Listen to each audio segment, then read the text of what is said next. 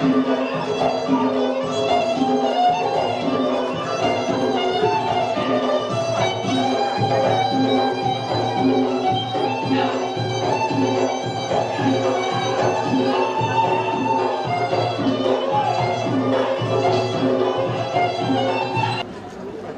and gentlemen, as our warmest greeting, we will present the welcoming dance by the students of Sendera Tasik Universitas Negeri Medan.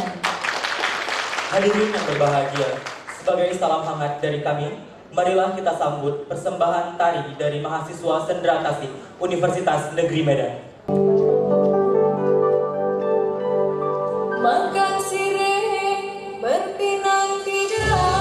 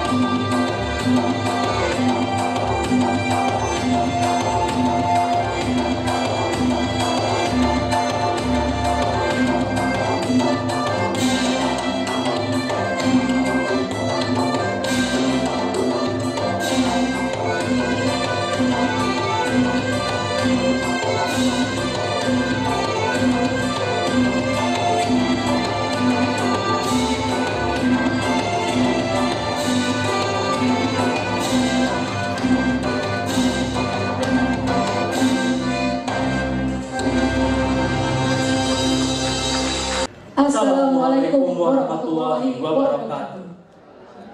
Good morning, ladies and gentlemen. Selamat pagi, salam sejahtera bagi kita semua. The Excellency, Rector of Universitas Negeri Medan, Mr. Professor Dr. Syawal Gultom, M.Pd, and all the vices. Yang kami hormati, Rektor Universitas Negeri Medan, Profesor Dr. Syawal Gultom, M.Pd, dan seluruh jajaran Wakil Rektor. The Excellency, Dean of Faculty of Languages and Arts, Mrs. Dr. Isda Pramudiati M.Hum, and all the vices. Yang kami hormati, Dekan Fakultas Bahasa dan Seni, Ibu Dr. Isda Pramudiati M.Hum, dan seluruh jajaran Wakil Dekan. The Excellency, all the deans in Universitas Negeri Medan. Yang kami hormati, para dekan di lingkungan Universitas Negeri Medan. The Honorable Distinguished Invited Speakers, Professor Dr. M. Zaim M.Hum from Indonesia, Dr. A.S. Hardy Safi from Malaysia, Michael Noker M.A. from Germany, Edward Sifans M.A. from America, Jolie Pierre-Antoine from French. Yang kami hormati, pembicara tamu kita pada pagi hari ini, Profesor Dr. M. Zaim M.Hum dari Indonesia, Dr. A.S. Hardy Syafi'i dari Malaysia, Michael Noker M.A. dari Jerman, Edward Sifans M.A. dari Amerika, Jeremy Pierre-Antoine dari Prancis.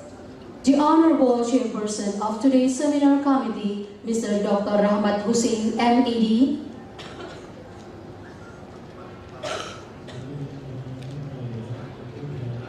Yang kami hormati, Ketua Panitia Seminar, Bapak Dr. Rahmat Hussein, M.Pd. And all our honorable guests and today's international seminar participants. Dan yang kami hormati, seluruh tamu dan para peserta seminar internasional pada pagi hari ini. Welcome to the first International Seminar of Language, Arts, Literature, and Education, Faculty of Languages and Arts, Universitas Negeri Medan, at Emerald Garden International Hotel on September 6, 2018. Selamat datang di acara The First International Seminar of Language, Arts, Literature, and Education, Fakultas Bahasa dan Seni, Universitas Negeri Medan, di Emerald Garden International Hotel pada tanggal 6 September 2018.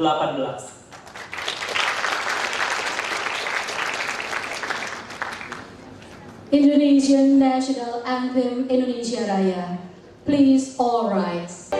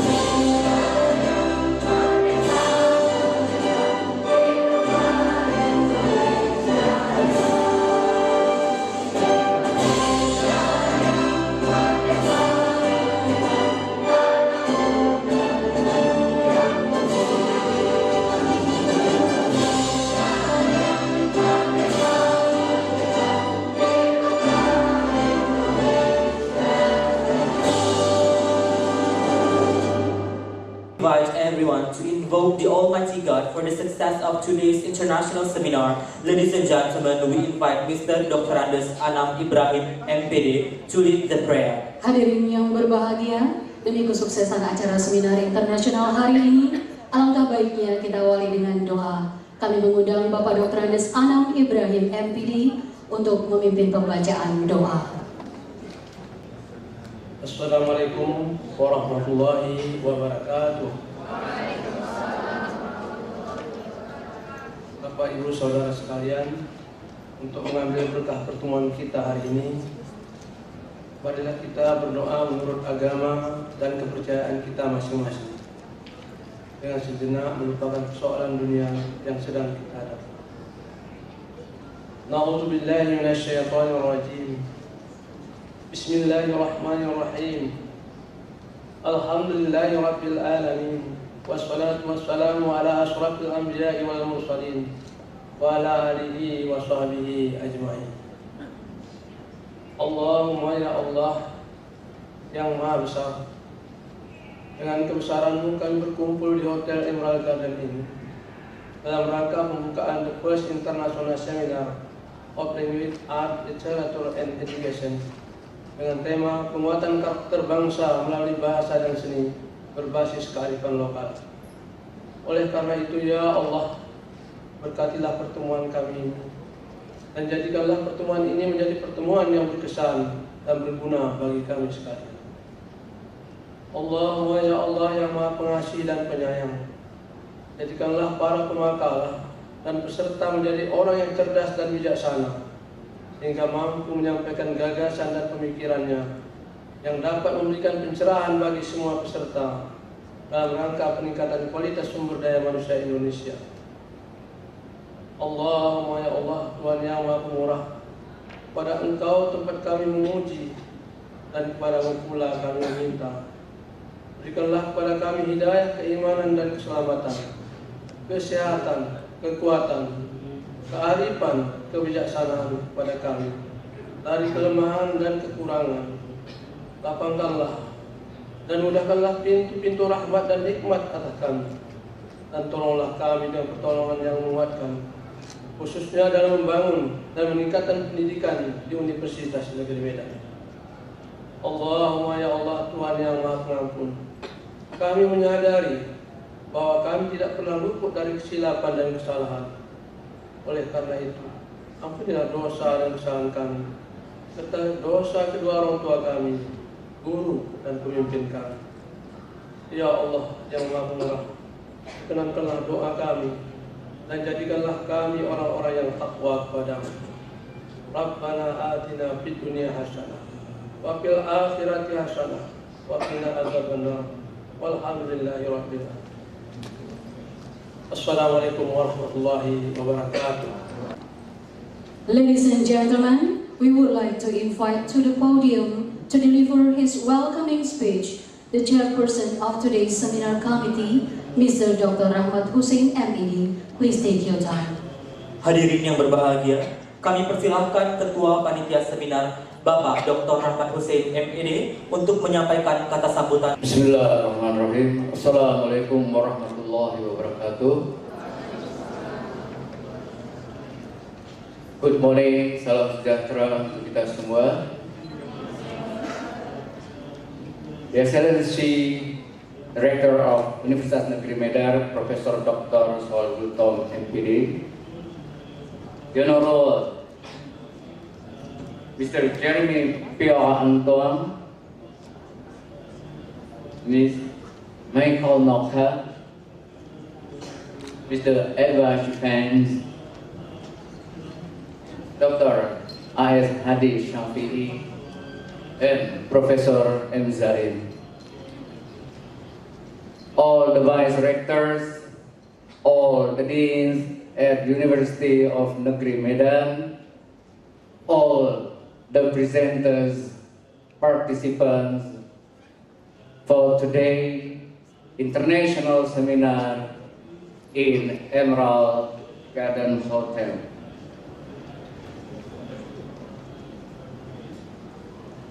Praise to Allah the Almighty for all the blessings where today we are here to participate in this Seminar International. Ladies and gentlemen, this seminar will present 5 invited guest speakers from 5 countries: France, Germany, America, Malaysia, and particularly Indonesia.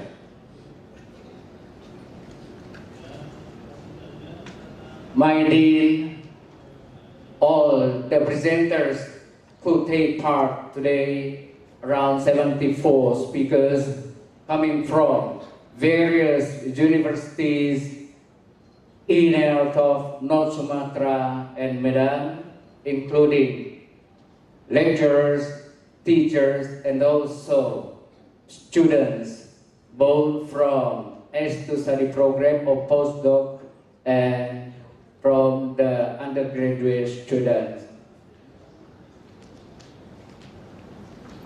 I would like to greet us thankfulness to all the steering committee, in this case from the Faculty of Languages and Arts, particularly the dean and the staff, and all my colleagues in the organizing community for running this international seminar.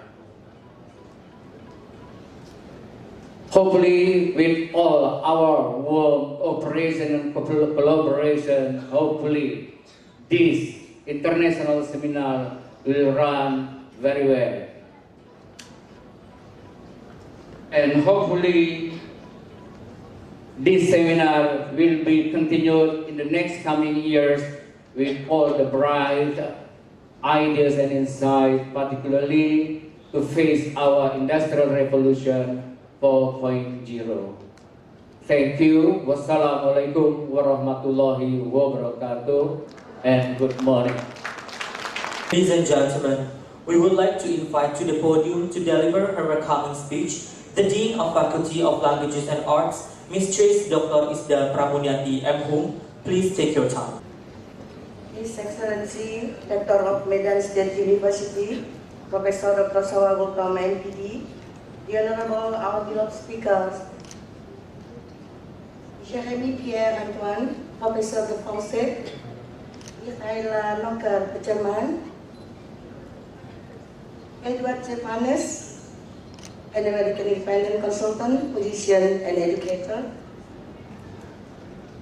Bapak A.S. Hardi Safi'i, a Malay scientist, and our best friend, my best friend, Mr. Zaim, Indonesian professor of University Negeri Medan, the Honorable all Deputy Rector of Medan State University, all of Dean of Medan State University, dear lecturers, researchers, students, all speakers, and participants.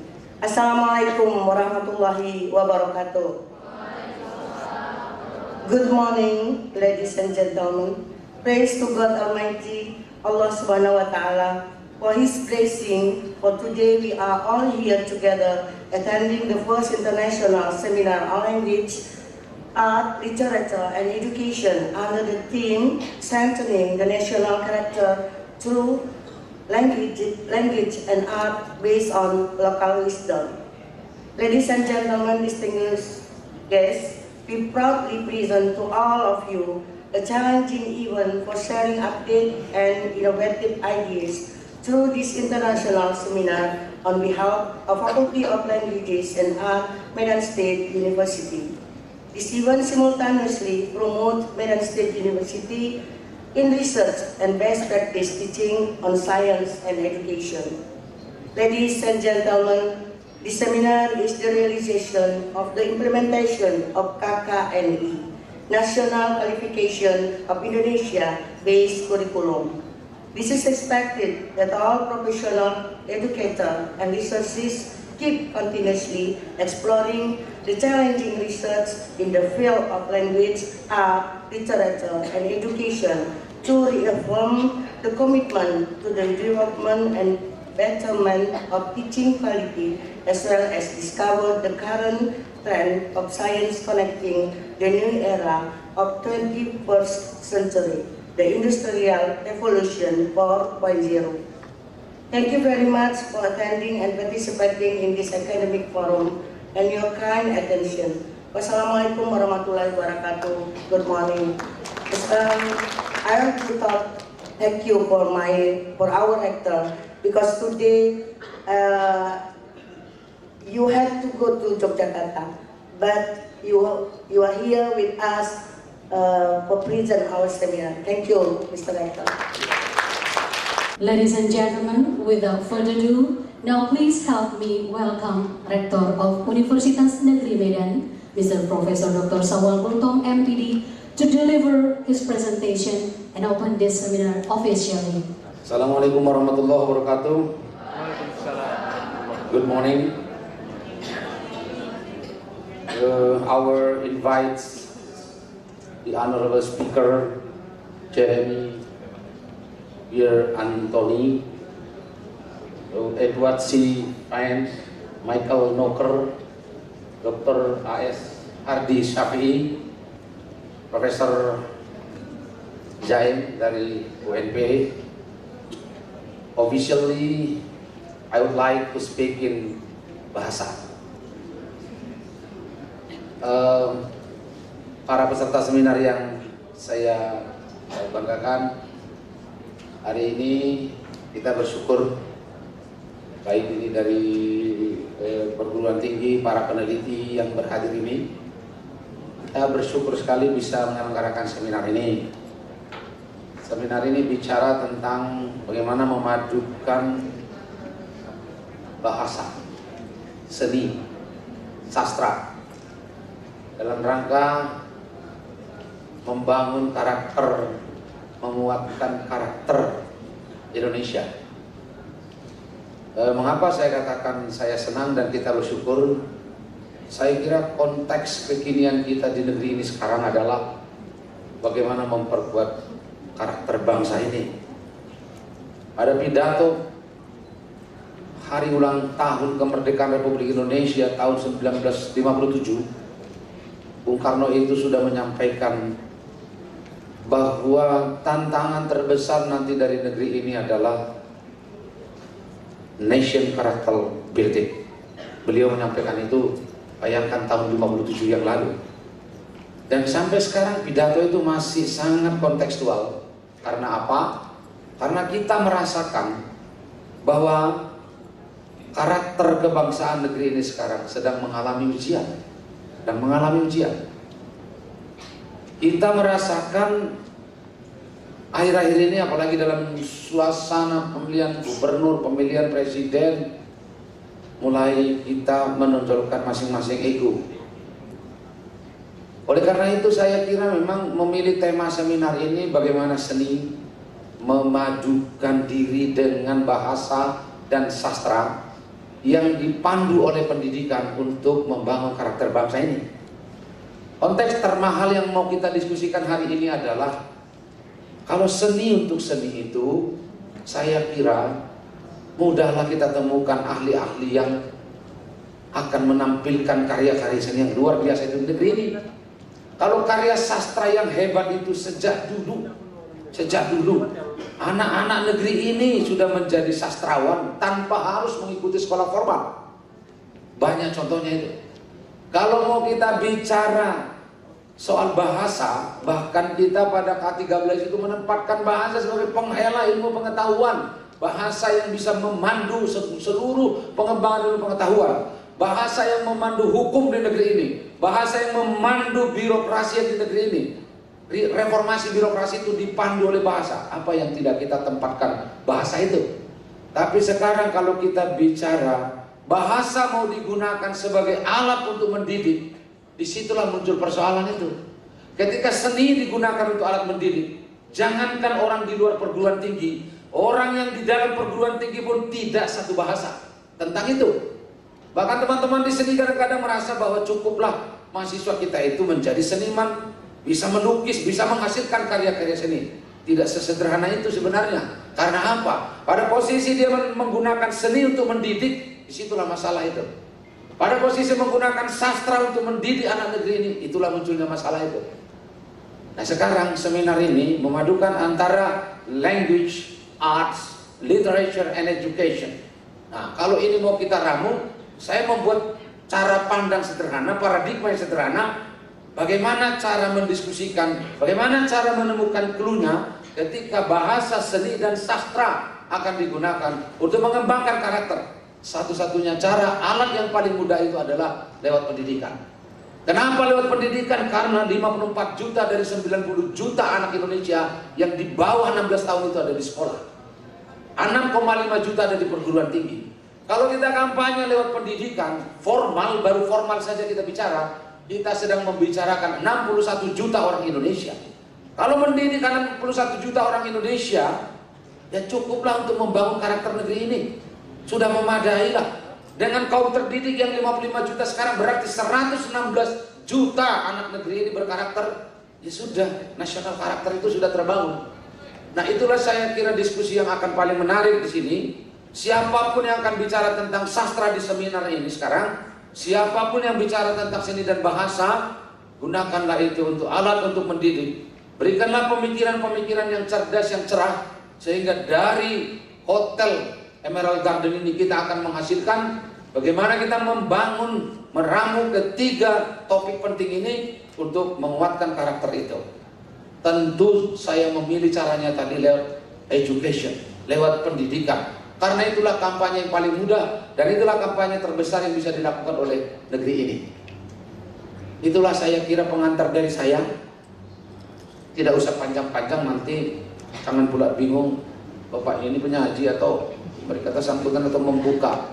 Jangan peserta seminar ini menjadi bingung ya kan. Kata sambutan lebih panjang sedikit dari doa, lebih pendek dari ceramah para penyaji. Kira-kira ukurannya seperti itulah. Saya kira atas perkenan kita semua yang berhadir ini, sembari memohon ridho dan petunjuk dari Allah SWT, kita akan membuka seminar ini dengan pemukulan gong.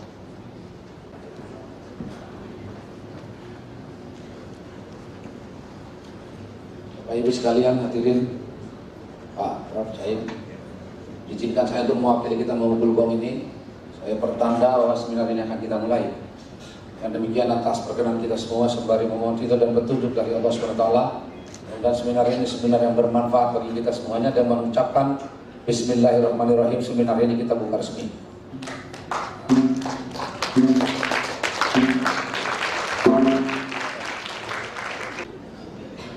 Naik lagi Bu.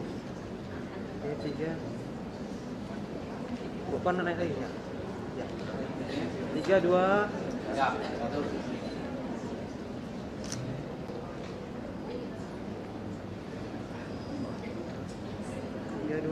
Tom from Unimed to hand over the tokens to all the invited speakers. Dengan hormat kami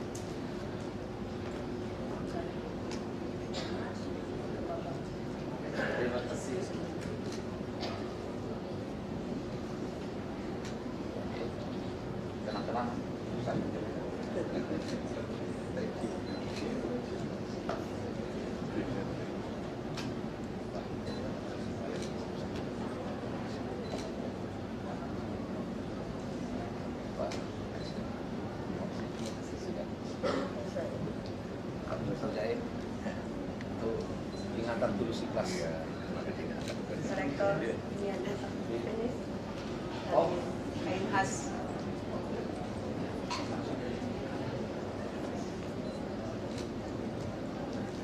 Ya. Medan aja. Medan Well, ladies and para wakil dan Dengan untuk melakukan sesi foto bersama. We invite you all to enjoy the coffee break. hadirin yang berbahagia, sebelum kita lanjutkan acara berikutnya, kami mengundang Anda untuk menikmati camilan yang telah disediakan.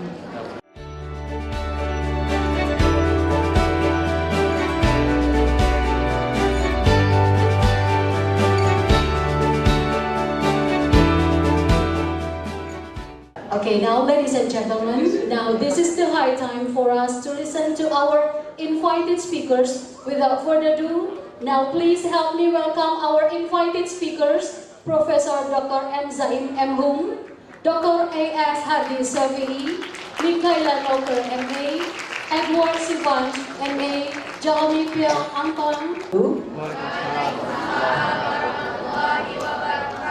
Ladies and gentlemen,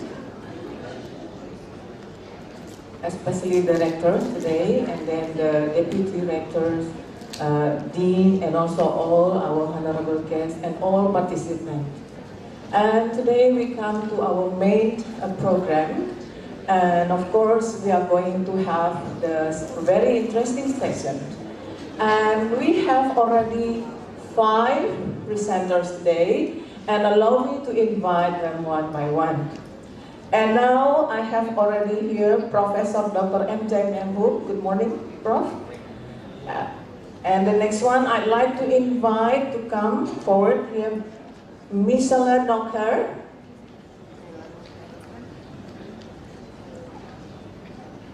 Okay, thank you. And I'd like also to invite Mr. Jeremy Pierre Antoine, M.A. Selamat pagi. Gentlemen, today we are going to have 5 very interesting topics. And before we proceed to the very important session, allow me to read their biodata. And first of all, we have the presenter, Professor Dr. M.Hum. He's the Dean from FBS Unimed Padang. And he's majoring in and this morning he's going to discuss with us the topic under the title Strengthening Nation Character Through Language and Local Wisdom. And the second, Mr. Michel Lokal. He's a lecturer of UNA Students University of Vienna. And he's majoring in German literature and gender studies performances. And his research experiences are University of New Delhi, this is his experience. And then today he's going to discuss about embodiments and the construction of genre in the framework of postmodern performances. And the third presenter we have Mr. Jeremy Pierre Antoine, M.A. He's from Paris, Dauphine University, Paris, and he's majoring in linguistics and pedagogy in language teaching. And this morning he's going to discuss about syllabus conception of advanced learners in French language. Alliance performs Medan 2018. Next, we are going to listen to the presentation by Dr. A.S. Hardy. He's the Dean from School of Art University, Science of Malaysia. And he's majoring in performance studies. And his research experiences on Research Fellow of University of Minnesota, USA. This morning, he's going to talk about sustaining and preserving Mark Jung as a world intangible heritage. Last but not least, we have Edward Van Ness, M.A. He's a consultant of musician. He's majoring in music, especially music education, composition, and world music. Today, he's going to share with us the topic under the title On Kearifan Lokal, Educational Reform and Western Music. So ladies and gentlemen, without further ado, let's invite the first speaker, Mr. Dari. Please take your time. Moderator, Assalamualaikum warahmatullahi wabarakatuh. Selamat pagi, salam sejahtera buat kita semua.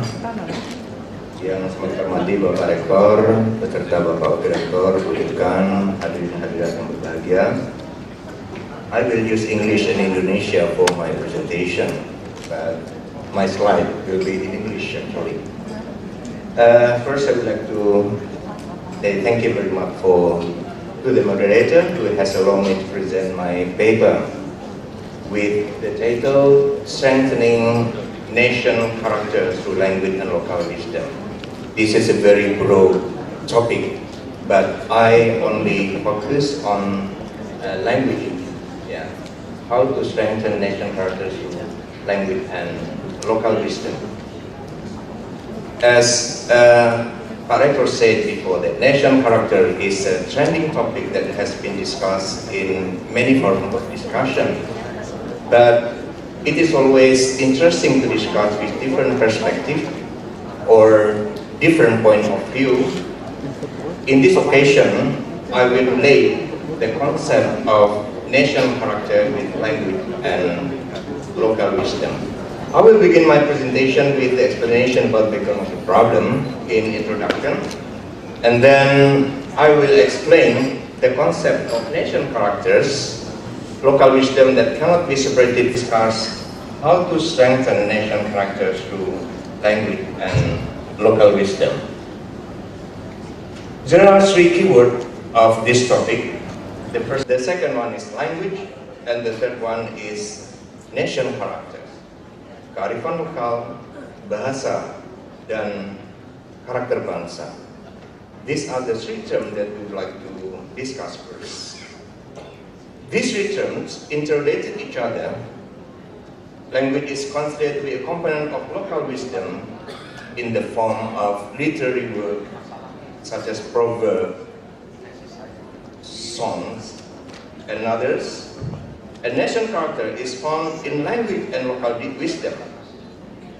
The problem now is that how can we strengthen nation character through local wisdom? Well, the center point here is a culture. Culture is influenced by advances in technology and information and communication. Long time ago, information can only be delivered face-to-face and direct communication from a person to person. Then it delivered by using wire telephone, telegram, and nowadays using wireless handphone. In other side, technology has made everything can be done instantly. In short time, for example, we can build a high building only a few months. Communication can be done through fingers nowadays, not only by sound anymore. Dengan jari tangan, by finger, we can send message, picture, video, dengan hanya sentuhan jari, tidak lagi menggunakan suara. You can chat without voice through the technology that we call Facebook, Twitter, Instagram. That's why we say that culture was changed by technology. Budaya itu telah dirubah oleh adanya kemajuan teknologi. Budaya itu telah berubah dengan adanya teknologi informasi. The change has produced culture shock. Everyone can make use of new invention, new information technology, such as telephone, computer, internet, television, online game. How do they influence our life? We can see from the picture here. The rapid development of technology, if not coupled with effort to fortify the community against the influence of this technology on people's lives, will lead to shock in social life. Nilai akademik menurun, antisosial, dan hal-hal lain. It can be seen by the diminishing sense of kinship, togetherness, tolerance of the younger generation. Rasa kekeluargaan sudah semakin menghilang, kebersamaan menghilang karena semuanya asik dengan teknologi baru. The judge has made individual interact with online friend only and doesn't care about friend in the real world who are around them. Look at the picture. Mereka duduk bersama tetapi hanya menatap handphone. Malahan duduk berbelakang-belakangan gitu ya, back to back. Mengasuh anak tetapi masing-masing asik dengan gadgetnya masing-masing.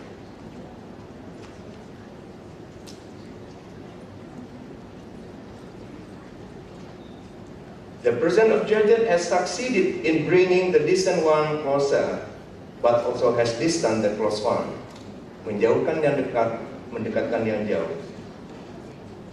Lihat gambar pertama itu ketika ada kunjungan ke rumah nenek, ternyata bukan bicarakan tentang nenek, tapi menghadap ke gadget masing-masing. Everyone is busy with gadget in hand when visiting their mother. No verbal communication among them. I said that gadget has made individual interact with online friends and doesn't care about friends in the real world who are around them.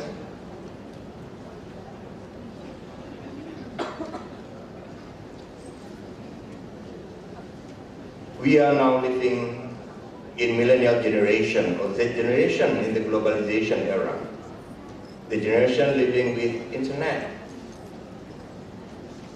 who was born in the age of internet and experiencing dependent on the internet. Generasi yang tergantung dengan internet. They are very easily influenced by what they hear and see through various communication media. These are the condition of younger generation.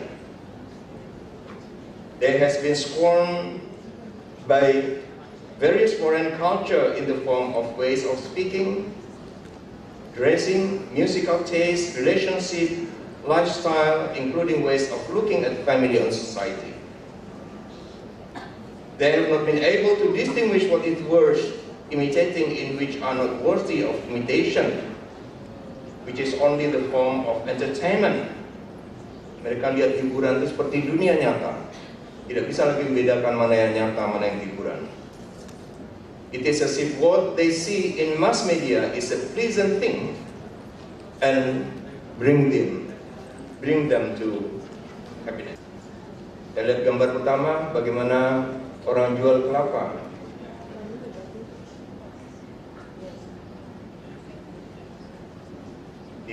Disandingkan dengan Pepsi, Coca-Cola. The nation culture value has not been optimal in building the character of its citizens. Cultural values are assumed to be old values, something traditional that is not in accordance with the time.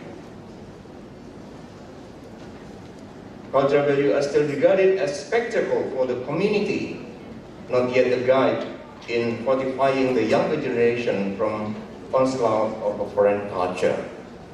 Tahun 2014 saya melakukan penelitian tentang karakter building di sekolah dasar.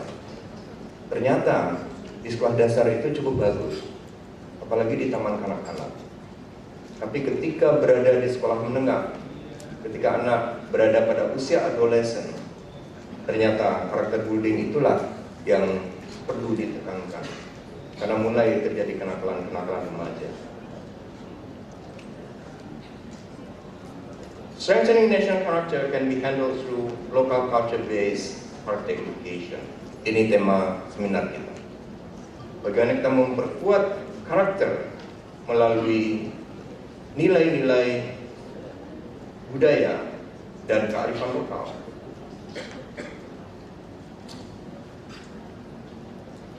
Good character that have existed in people live should be able to be instilled in young generation through the internalization of this cultural value in everyday life. Persoalan kita adalah bagaimana menginternalisasi karakter itu. Kalau kesadaran bahwa karakter itu ada, sudah ada di dalam sistem pendidikan, tapi menginternalisasi yang menjadi persoalan itu. Character cultivation will be internalized by the habituation of good behavior among human beings, between human and nature, between human with the creator, through the right word, action, and pattern of thought. Apa yang dikatakan oleh Likona pada tahun 2013 benar. Dia menyatakan bahwa ada 10 tanda bahwa suatu bangsa itu akan mengalami kehancuran. Apa tanda pertama? Meningkatnya kekerasan. Hampir setiap hari kita mendengar berita tentang ini. Membuli, begal, tawuran. Menggunakan bahasa yang kasar, worsening in the language use of word. Yang ketiga, pengaruh peer group yang kuat dalam tindakan kekerasan. Strong peer group influence in the act of violence, increasing of self-destructive behavior, perilaku merusak diri sendiri dengan narkoba, alkohol, seks bebas.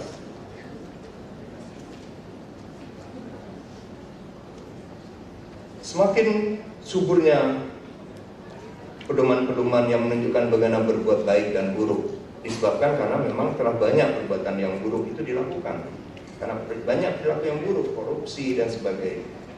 Increasing of certified good and bad moral guideline. Dan yang sangat menyedihkan adalah menurunnya etos kerja, decreasing work ethic.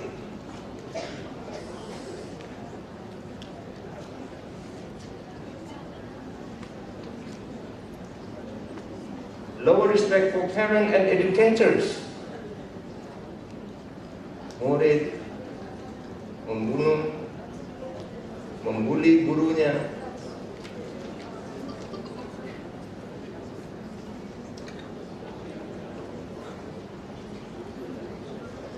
Low sense of responsibility of individual and citizen. Civilizing dishonesty. Existent mutual suspicion and hatred among others. Saling curiga dan kebencian di antara sesama. Disampaikan Pak Rektor tadi. Pada masa pemilihan wali kota, bupati, gubernur, sampai presiden, biasanya ini sering terjadi. Nah, pertanda apa ya? Some of the signs of this era have been found today. Therefore, it is necessary to find an effective solution so that our nation survives from the destruction. There are 3 questions I would like to ask here. How can national character be strengthened and developed through language, culture, and values? Culture, values, and local wisdom.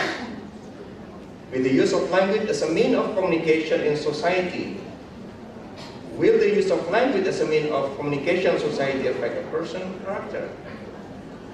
Apakah penggunaan bahasa sebagai alat komunikasi itu bisa membentuk pribadi tersebut? Can cultural value and local wisdom be one of the media to shape the character of the nation in the life and individual and communities in the nation and state? Let's say learn about the nation character. Character is fundamental value that build personality through heredity or environmental influences, which are manifested in their attitude and daily behavior. Character is considered to be innate heart, soul, behavior, personality, and temperament. People with character are people who have personality, behavior, and character. The term character itself connotates positive, not natural. So people with character are people who have positive moral qualities. And character qualities describe how one engages with and behave in the world. That's the concept of character. So how to develop the character? They are interrelated each other. Character are shaped by habit. Karakter itu dibentuk oleh kebiasaan. Habit are shaped by action. Kebiasaan itu dibentuk oleh tindakan. And action are shaped by thought that we always say and do. Tindakan dibentuk oleh pikiran yang selalu kita ucapkan dan lakukan. Hal-hal yang selalu kita ucapkan akan menjadi tindakan. Tindakan itu akan menjadi kebiasaan. Dengan kata lain, kalau kita ingin menanamkan hal yang baik, plan thought, then we will take action. Kita menanamkan pikiran dan kita akan memetik tindakan. Plan action, we will pick habit. Dalam tindakan kita akan memetik kebiasaan. Plan habit, we will pick characters, and instill character, we will pick destiny.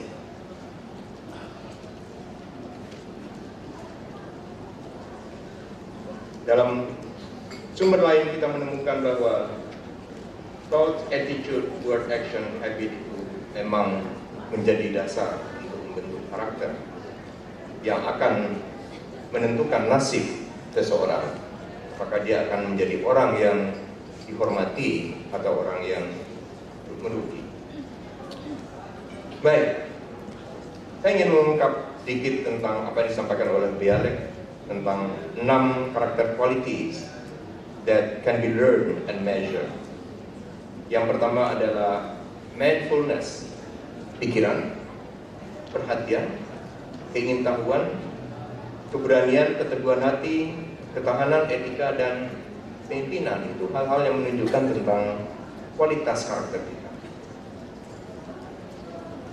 Kualitas karakter itu mempunyai beberapa indikator. Mindfulness itu ditandai dengan adanya kesadaran diri, kearifan. Curiosity ditandai dengan adanya pandangan terbuka, antusias, inisiatif. Courage ditandai dengan adanya sifat kuat, teguh, percaya diri. Etik ditandai oleh kebijakan, leadership ditandai oleh tanggung jawab, keteguhan hati, dan keberkahan. Dalam teori lain dinyatakan bahwa ada 6 pilar dari suatu karakter itu: percaya, menghormati, tanggung jawab, keadilan, kejujuran, kepedulian, dan rasa kebangsaan. Kenapa? Good habit itu sangat penting. Karena good habit sifatnya konstruktif, bad habit sifatnya destruktif. Karakter itu adalah combination dari habit. Bad habit make bad character, and good habit make good character. A good Muslim, a good Christian should have good habit, leading to good character and paradise. Okay, when we talk about character education, it is learning that lead to strengthening and development of children behavior as a whole based on the particular value of referred by school. It has more to do with the love of God and all of the creation, respect, courtesy, generous, helpful, and cooperative, kind, and humble. And the process of character education is through the formation of personality to understanding and experience religious, moral, and cultural value. Ini adalah 18 karakter yang disebutkan oleh Kemdikbud pada tahun 2010, mulai dari religius sampai pada responsibility, tanggung jawab. 5 karakter utama yang dinyatakan di situ adalah religious, honest, independent, national spirit, and social care. Ini yang harus menjadi perhatian utama. Apabila kita bandingkan antara karakter itu dengan multiple intelligence, sebetulnya ada kaitannya. Kita menyebut dalam sistem pendidikan kita ada olah hati, olah pikir, olahraga, olah rasa, dan olah karsa. Dalam teori multiple intelligence kita juga mengenal ada natural intelligence, verbal intelligence, logical mathematical intelligence, bodily kinesthetic, interpersonal, and intrapersonal. Itu adalah hal-hal yang harus menjadi tanggung jawab sekolah. Nah, menurut definisi itu adalah perilaku manusia yang berhubungan dengan Tuhan, diri sendiri, sesama manusia, lingkungan, dan kebangsaan. Lalu apa makna culture? Is the values, norm, rule, and behavior that regulate the relationship between community members. Ada 3 kata kunci di sini. Value, contoh yang berharga, yang melihatkan kualitas.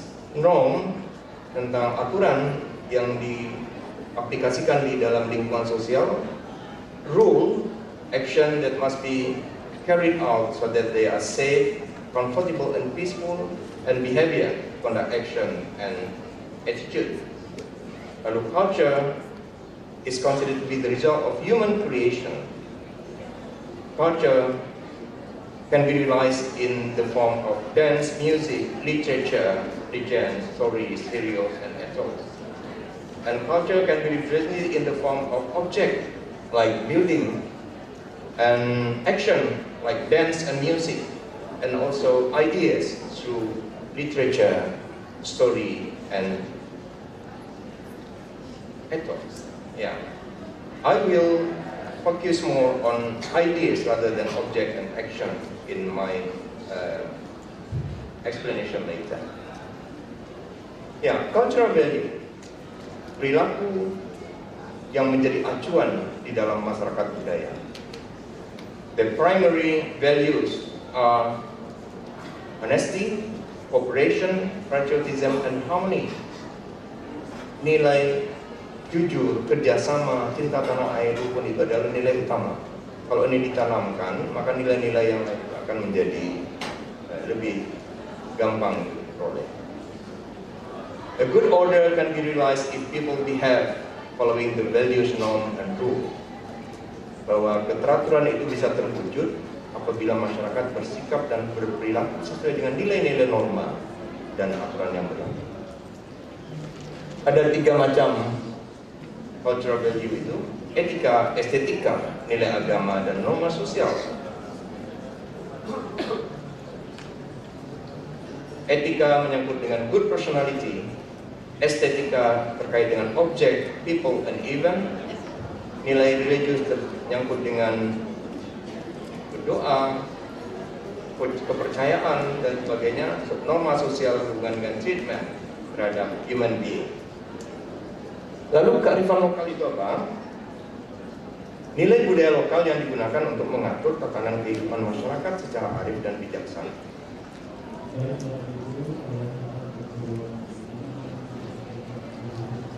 Kearifan lokal dapat ditemukan dalam bentuk proverb, rhyme, songs, advice, and slogan.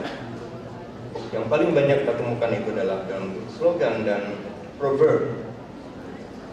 Kita menemukan misalnya, di mana bumi dipijak, di situ langit dijunjung.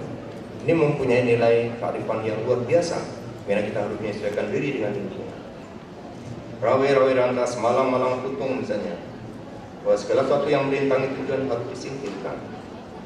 Alam tak kambang jadi guru, kata orang Minang, bahwa apapun yang ada di dunia ini harus menjadi contoh, akan bisa dikaji. Majua, kata orang Karo ya, atau Horas, menyatakan banyak makna di sini ya. Majua maupun Horas menyatakan hormat, syukur, untuk menyapa, untuk menghargai orang lain. Itu adalah bentuk nilai lokal yang harus dipahami dan bagaimana menggunakannya pada situasi yang tepat.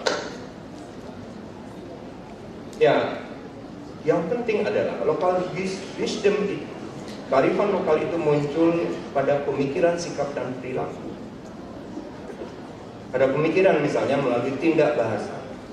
Apa yang kita pikirkan itu akan dikemukakan dalam bentuk language, dalam bentuk tindakan berbahasa dan bersastra. Karya-karya ilmiah, karya-karya sastra yang ada pada era-era dulu itu banyak mengandung nilai-nilai kearifan lokal. Sebut saja salah asuhan, banyak lagi. Dalam artefak akan menghasilkan bangunan dan karya seni yang mengagumkan. Dalam tindakan kita akan menghasilkan suatu sopan santun, politeness. Jadi pikiran, attitude, dan action itu akan membentuk nilai-nilai kearifan lokal. Kita ambil satu contoh. Konsep dalihan natolu dalam budaya Batak.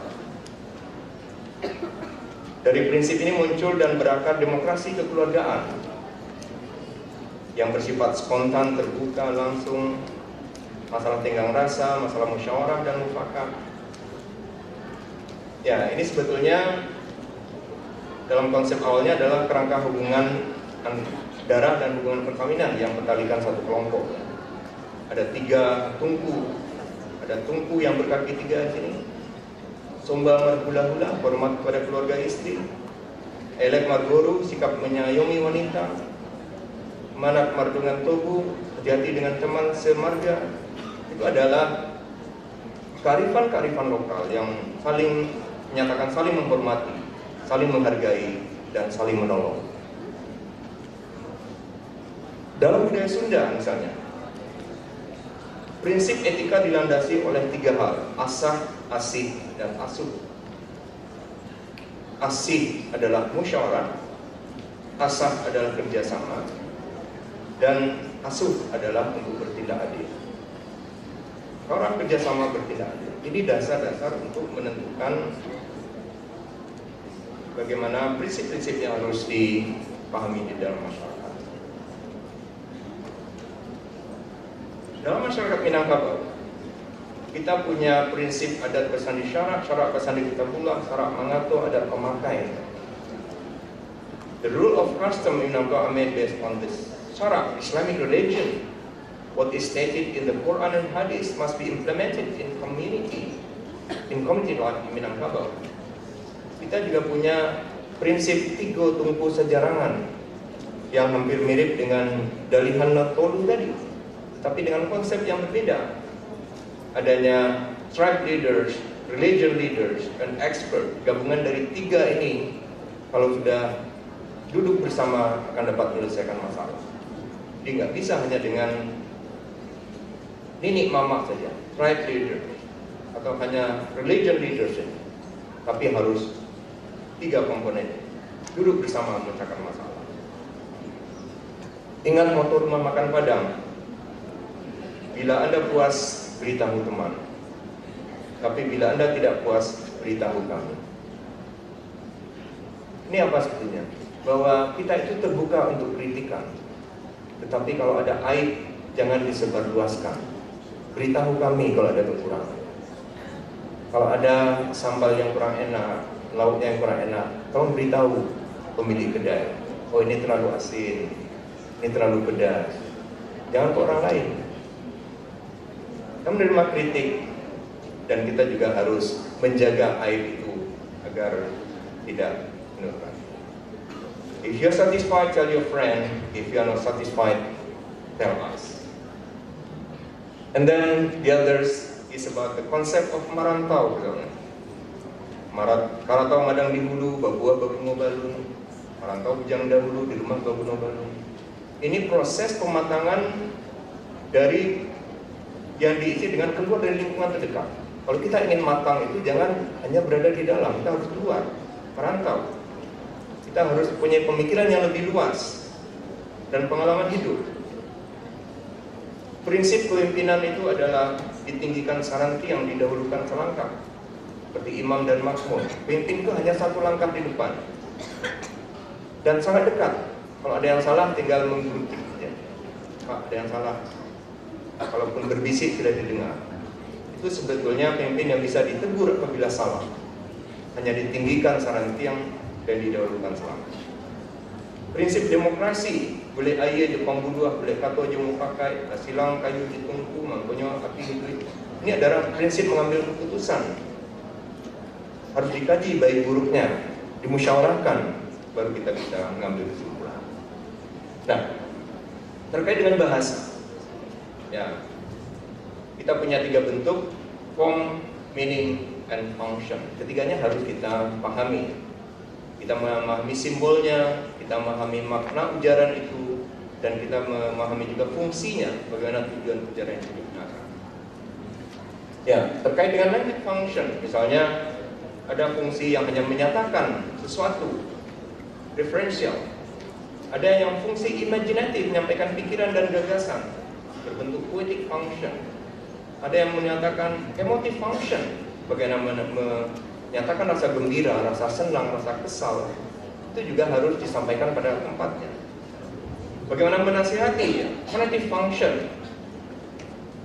Bagaimana menjalin dan melihara hubungan, ya, kata sapaan. Jika menyatakan dia itu merupakan fungsi faktik yang termasuk bagian dari kesopanan berbahasa. Dan ada fungsi yang digunakan untuk bahasa itu sendiri, yaitu mechanical function. Dalam bahasa ada kajian tentang sosiolinguistik dan pragmatik. Bagaimana bahasa digunakan oleh penutur dalam satu masyarakat. Pemakaian bahasa, perwujudan elemen-elemen bahasa dengan faktor sosiokultural. Ada dialek, ada slang, ada bahasa gaul, ada jargon. Dan ada kajian pragmatik tentang pemakaian bahasa yang dikaitkan dengan konteks pemakaiannya, yang dapat dimengerti hanya pada konteksnya. Dalam pragmatik kita mempelajari tentang speech act, bahwa ujaran adalah suatu tindakan lisan yang mempunyai makna dan dapat dipahami oleh lawan bicara. Ada locutioner, illocutioner, dan prelocutionary. Ya, kita harus mengajak lawan bicara untuk memahami ujaran tersebut dan memberikan reaksi sesuai dengan makna yang disampaikan. Locution, mengujarkan. Illocution, memahami dan memberikan reaksi. Perlocution.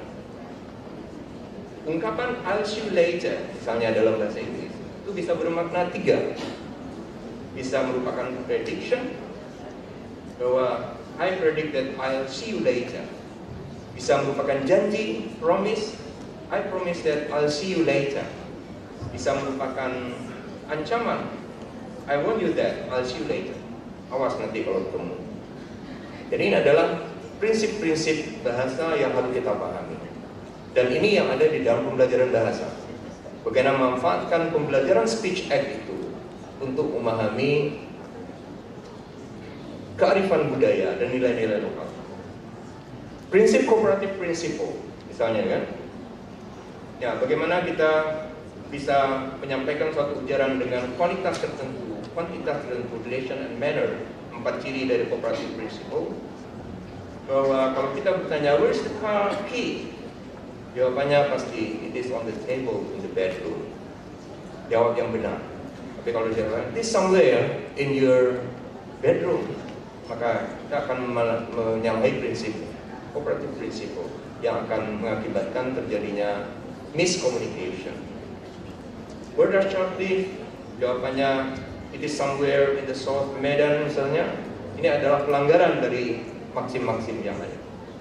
Jadi pembelajaran kooperatif prinsipal itu akan memberikan cara bagaimana untuk bisa menyampaikan ujaran yang tepat pada orang lain. Kemudian politeness prinsipal. Ya, kesopanan berbahasa. Ini adalah hal-hal yang harus kita lakukan dalam mencerminkan peradaban seseorang. Bahasa itu mencerminkan peradaban seseorang. Kita harus meminimalisasi penggunaan kata yang kita tidak tahu dan tidak pantas melakukan. Maksimalkanlah penggunaan kata-kata yang pantas. Kata sapaan misalnya dengan menyatakan ananda, bunda, sir, ungkapan please, silakan. Itu adalah hal-hal yang membuat kita dianggap sebagai sopan. Semakin tidak langsung ujaran itu kata orang semakin sopan. Daripada menyatakan duduk.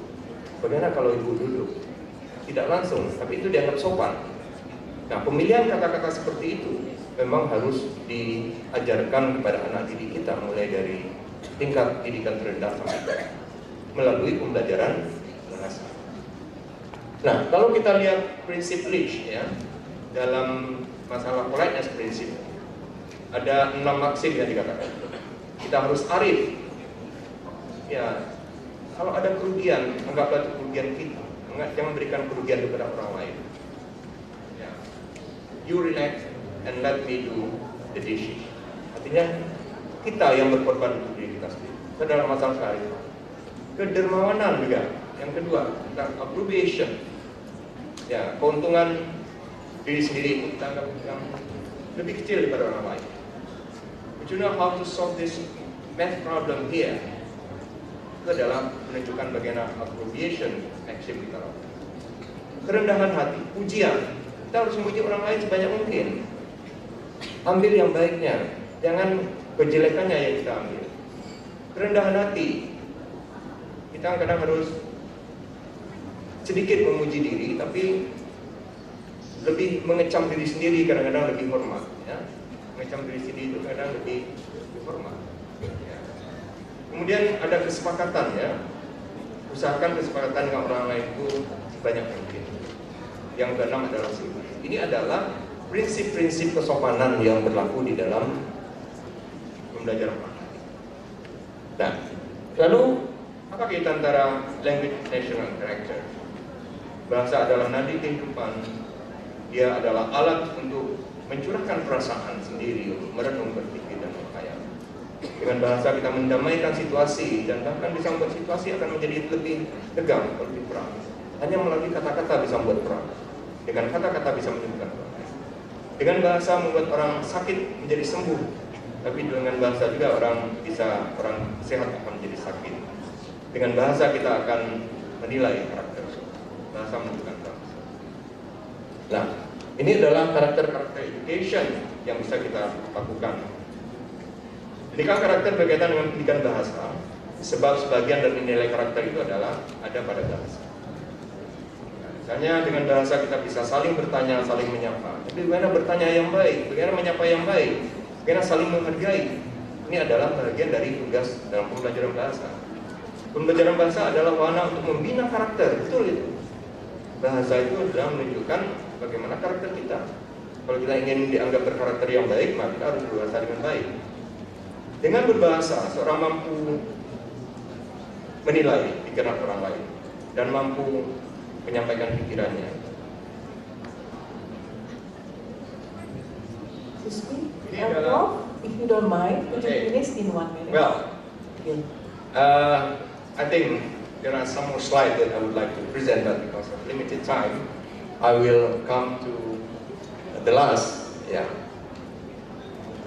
Ini bagaimana bahasa digunakan, pembelajaran bahasa, penggunaan local wisdom dalam pembelajaran bahasa pertama, bahasa ibu, bahasa Indonesia dan bahasa asing.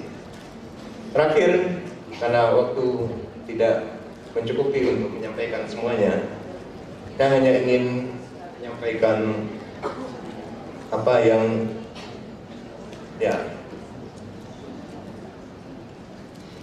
disampaikan oleh original.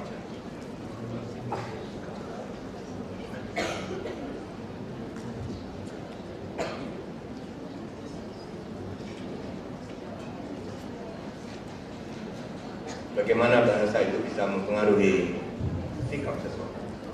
Ketika anak dididik dengan celaan, maka yang akan kita dapatkan adalah hal-hal yang jelek. Bila kita mencela, maka dia belajar memaki. Apabila kita bermusuhan, maka dia akan mengajak kita berkelahi. Apabila kita memberikan rasa takut, maka yang akan terjadi adalah gelisah. Apabila kita memberikan rasa iba, akan menyesali diri. Apabila kita sering memperolok-olokkan seorang, maka dia akan merasa rendah diri. Iri hati akan menyebabkan kedengkian. Dipermalukan akan menjadikan merasa bersalah. Dorongan akan memberikan rasa percaya diri. Toleransi akan menahan diri. Dan pujian akan menghargai.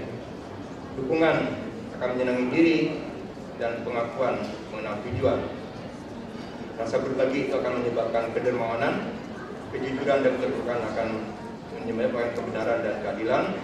Rasa aman akan menaruh kepercayaan. Dan ketentraman itu akan berdamai dengan pikiran. Inilah sebetulnya hal-hal yang harus kita lihat dalam pembelajaran bahasa. Dan bagaimana itu bisa dimanfaatkan di dalam kajian kearifan lokal. Kesimpulannya adalah bahwa a great nation is nation that has good character in society. And every cultural community has local wisdom and cultural value that are used as identifier that distinguish these cultural communities from others. And language as main communication with community and with generation is a tool to internalize cultural value. Jadi jadikanlah bahasa itu untuk membiasakan anak dengan kebiasaan-kebiasaan termasuk kearifan-kearifan lokal. Lalu local wisdom should be realized by all people living in the culture, especially the younger generation, and can be shared to people outside culture, national and international community. Thank you, terima kasih. Assalamualaikum warahmatullahi wabarakatuh. Terima kasih atas undangannya. Saya Michaela Noka, saya perempuan. Tetapi saya akan menjadikan pekerjaan saya tentang topik embodiment dan gender. And I will present my work in English because my Bahasa is not as good so far. Embodiments, revisiting the nature of teaching and learning using performance and theater work as a vital tool. Slide. Yes, I just put this picture of one of my performances which I directed at UNY, Universitas Negeri, Jakarta, this year in May. just to give you a little example of the work which I would like to present.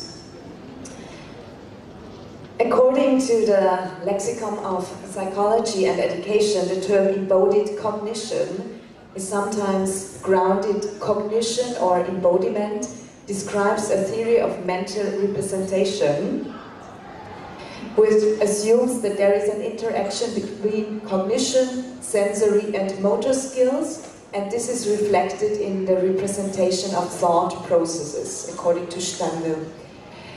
In contrast to the classical mental representational concepts, which starts from the modern concepts and regard the brain as the central instance of mental representation and cognition, this concept postulates that thinking is not independent of the body and is multimodally embodied.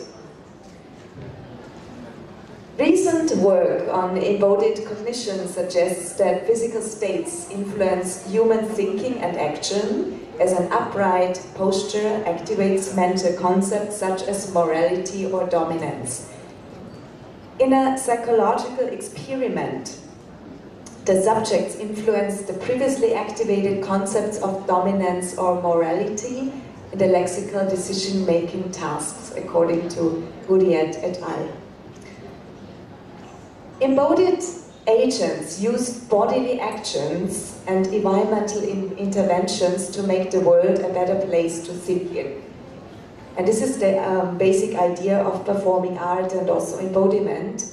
So the question is, where does language and language learning fit into this emerging picture of the embodied, ecologically efficient agent? One useful way to approach this question is to consider language itself as a cognition-enhancing animal-built structure. To take this perspective is to view language as a kind of self-constructed cognitive niche. So self-constructed self-construction, I will also refer to this a little bit later. Persisting but never stationary material scaffolding, whose crucial role is promoting thought and reason, remains surprisingly poorly understood. It is very materiality, it is linguistic scaffolding. So it's a scaffolding that we consider material. I suggest that it gives it some key benefits. By materializing thought in words, we create structures that are themselves proper objects of perception, manipulation, and also further thought. The division between mind and body is a persistent thing that continues to pervade educational discourses and practices. The preoccupation with this disconnected results in monolithic curriculum, regulated learners, and predetermined learning products.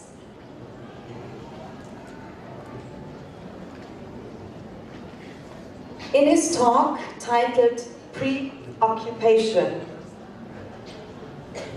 with the Disconnected at the New York Academy of Medicine in 1928, John Dewey states, "I do not know of anything so disastrously affected by the habit of division as this particular theme."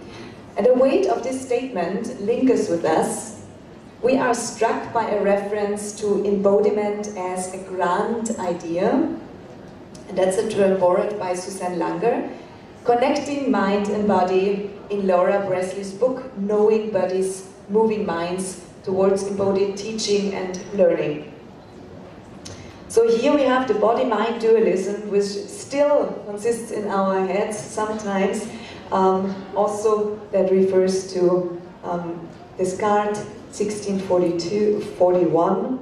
So inputs are based on by the sensory organs here, and this is the division that still consists, especially in the academic context.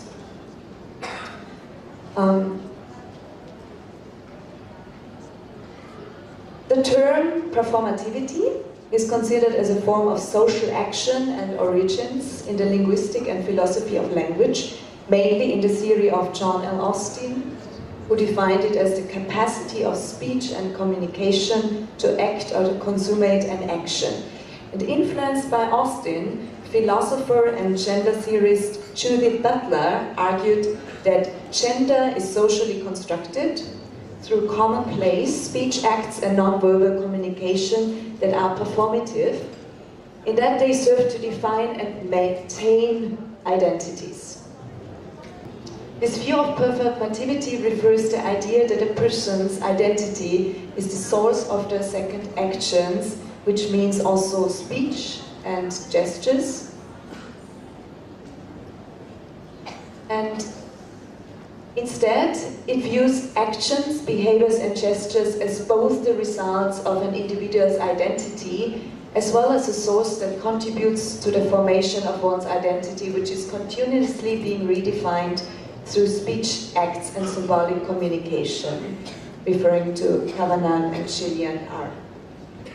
And this new, more continental, specifically Foucauldian, would say, reading of the notion of performativity describes it as the reiterative power of discourse to produce the phenomena that is regulates and constrains, according to Butler, 1993. And she has largely used this concept in her analysis of gender development, and her focus on performance has been widely influential because performance and her performativity enable discussants to move beyond analysis of legal definition or status, to consider the political and social discourse forces that construct and normalize legal or political practice. So this is very essential in her work. Embodied performance encourages scholarship on bodies as social, cultural, political, physiological, psychological, and virtual entities in performance and performative contexts, past and present. It is relevant to students and scholars to all fields of humanities, cultural education, art, and theater studies as well, as it addresses identity as and in performance and the interaction of bodies and history, bodies in space, bodies in motion, basically. Discovered as a new field of integral component in education, it deals with questions of representation and documentation of bodies in performance that will encompass not only artists, practitioners, but also those working in discursive fields, such as literature and languages, for instance.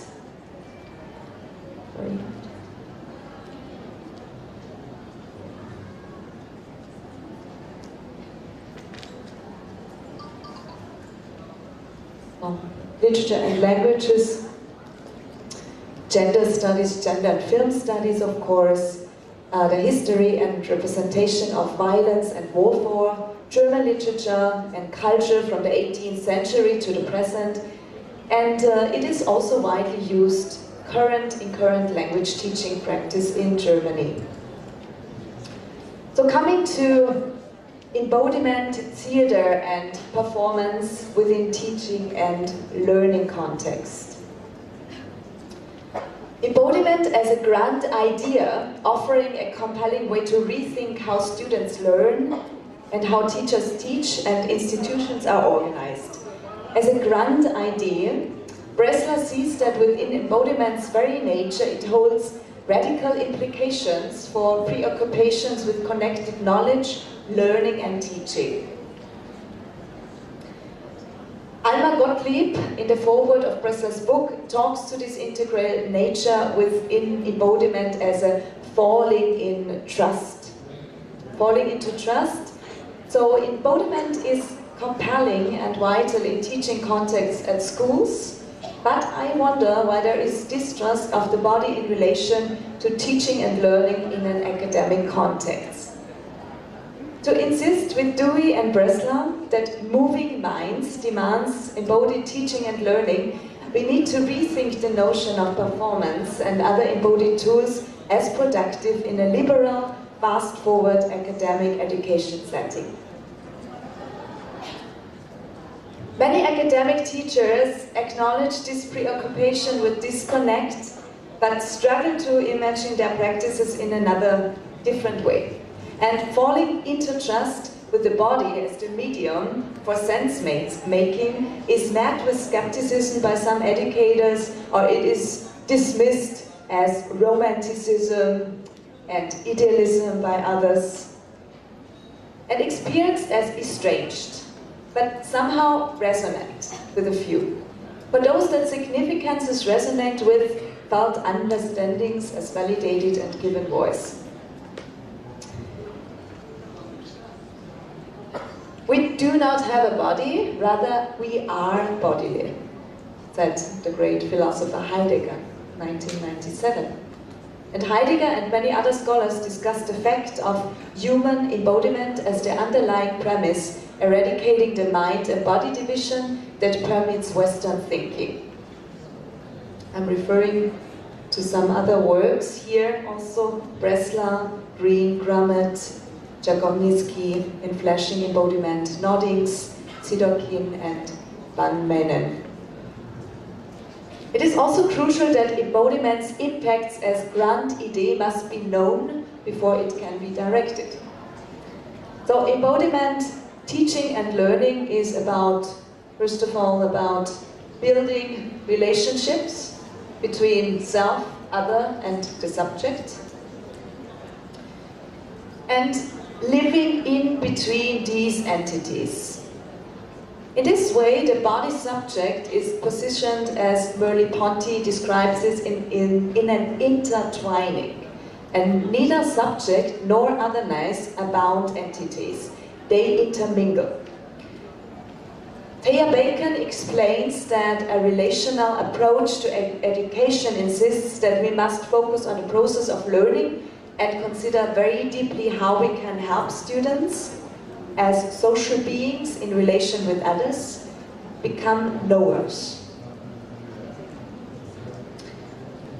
Merleau-Ponty emphasizes the primacy of perception in negotiating such relations.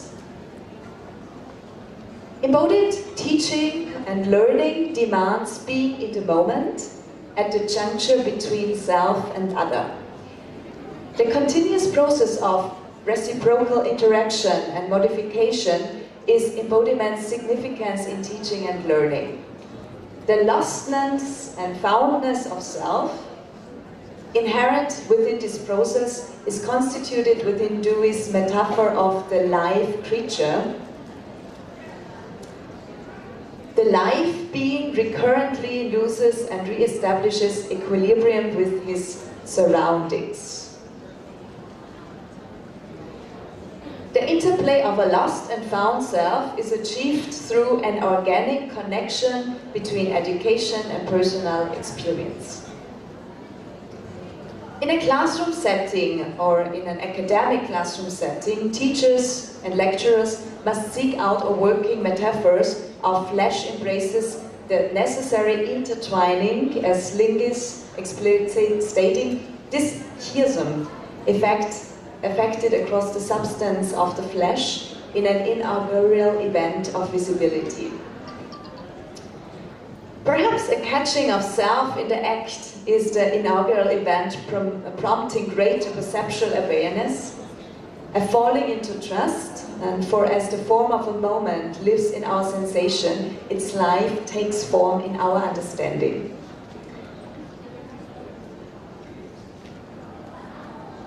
So, coming to tools for the integration of embodied performance and theater work in the language learning, for instance, they will be improvisation or a play production or performance as language learning tools.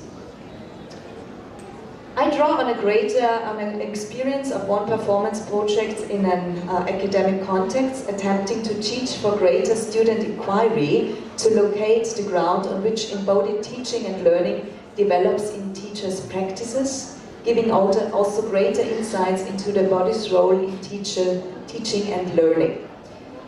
And here I would like to refer to one performance project with S1 students of German literature and language at Universitas Negeri, Yogyakarta. In an informal learning setting, students were engaged to use the resources of their own creative potential in order to embody the knowledge they gained from the project.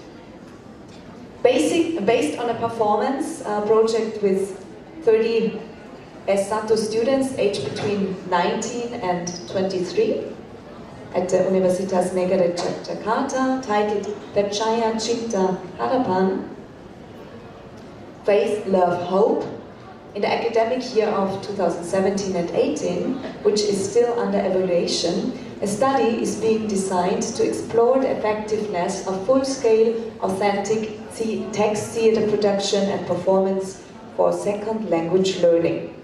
Based on the results of pre-production and post-production tests completed by the students, I maintain that the diverse communication tasks necessary for the projects and the motivation generated by the common and public goal make foreign language theatre productions particularly conducive to learning.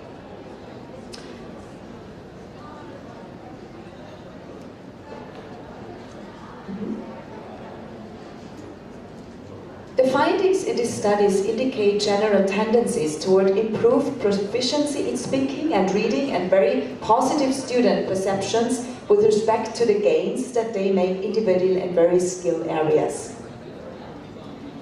Finally, the study revealed increased level of comfort in using the foreign language as well as skills in the interpersonal and social level.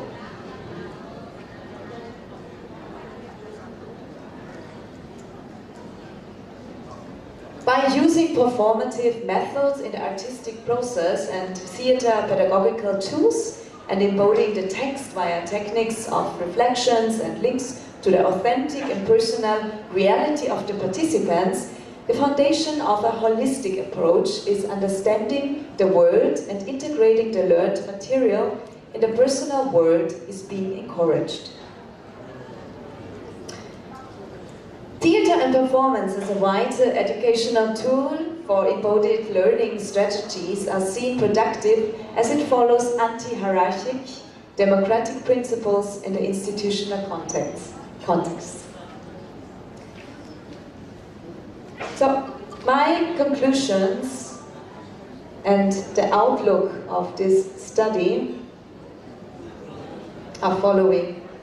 The power of our bodies to form and inform self and others continues to be marginalized, perhaps feared. During 1934, in fact, drew attention to this disregard for the body, suggesting that it is indeed fear of what life may bring forth that perpetuates this subservient role of the body. And current teacher education scholarships reflects a growing interest in related topics such as passion, for instance, emotion, ideological becoming, and a wealth of important work under the umbrella of self-study, of teacher education practices, and art-based educational research. Hagar, 2005, portrays an emerging understanding of learning as a holistic, integrative emphasis that aims to avoid dualisms such as mind-body, theater, practice, pure applied education and training, intrinsic, instrumental, internal, external, learner and world, knowing that, knowing how, process, product, and so on. So this is the basic conclusions of my study. This extensive body of current work surfaces aspects of embodiment, reorienting to the very flesh of learning, assuming a self wholly involved as participator, bringing thinking, feeling, seeing, and acting into a vital relationship. Our preoccupation with the disconnected has robbed education as bodily, participatory engagement. It is time for teacher education, and also in the academic context, to fall into trust with the body's role in teaching and learning, and acting on embodiment as grand idea. The The significances to be found within a pedagogy of embodiment are much greater consciousness of self, teacher, in the world, in the classroom or outside of the classroom, and a capacity to articulate these conscious practices orienting learning for learners' sake. And very importantly, embodiment may be a medium offering much needed connections across teacher characteristics, teacher education, teacher learning and teacher practice, and more broadly. Horn and Wilburn explained that teacher embodied learning regards also information as both noun and verb, an artifact that cannot be separated from that act that made it so.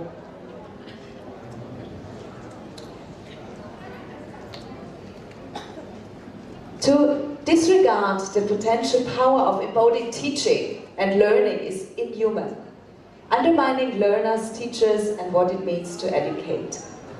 Revealing the role and place of the body within the teacher education holds implication for connected knowledge, empowering learners and teachers, fostering the work of learning.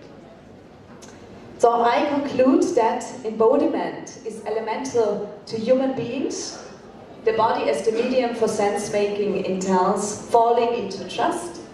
I find tremendous hope in the turn to embodied knowledge as a grand idea, promising to newly address many of the current disconnects associated with accounting for teaching, learning, and knowledge, and stressing out once more the importance of embodied performance in education for a vital intercultural approach in learning and sense-making, as well as for a culturally diverse understanding of the world. I conclude with an excerpt of the UNESCO's Universal Declaration on Cultural Diversity, addressing also the importance of exchange, innovation, and creativity.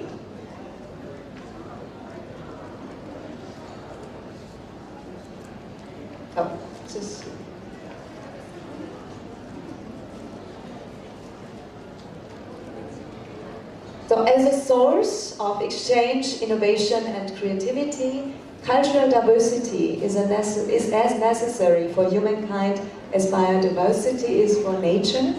In this sense, it is the common heritage of humanity and should be recognized and affirmed for the benefit of present and future generations. So thank you very much for your attention. Terima kasih banyak atas perhatian. Allow me to conclude a bit before we come to the break. Professor Zaim mentioned that in order to have a very good national character, and then how can we entwine the fruitful of culture, especially the local wisdom, and also the teaching of language of the three components, the form, meaning, and the function.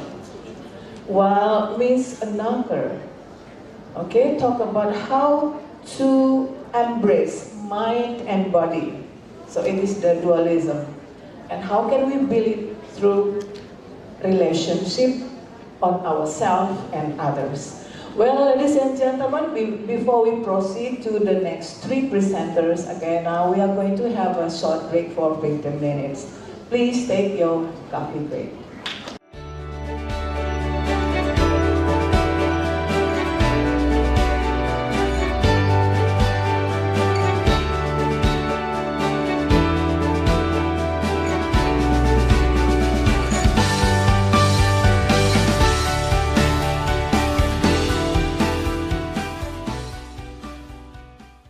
And now we come to the third presentation.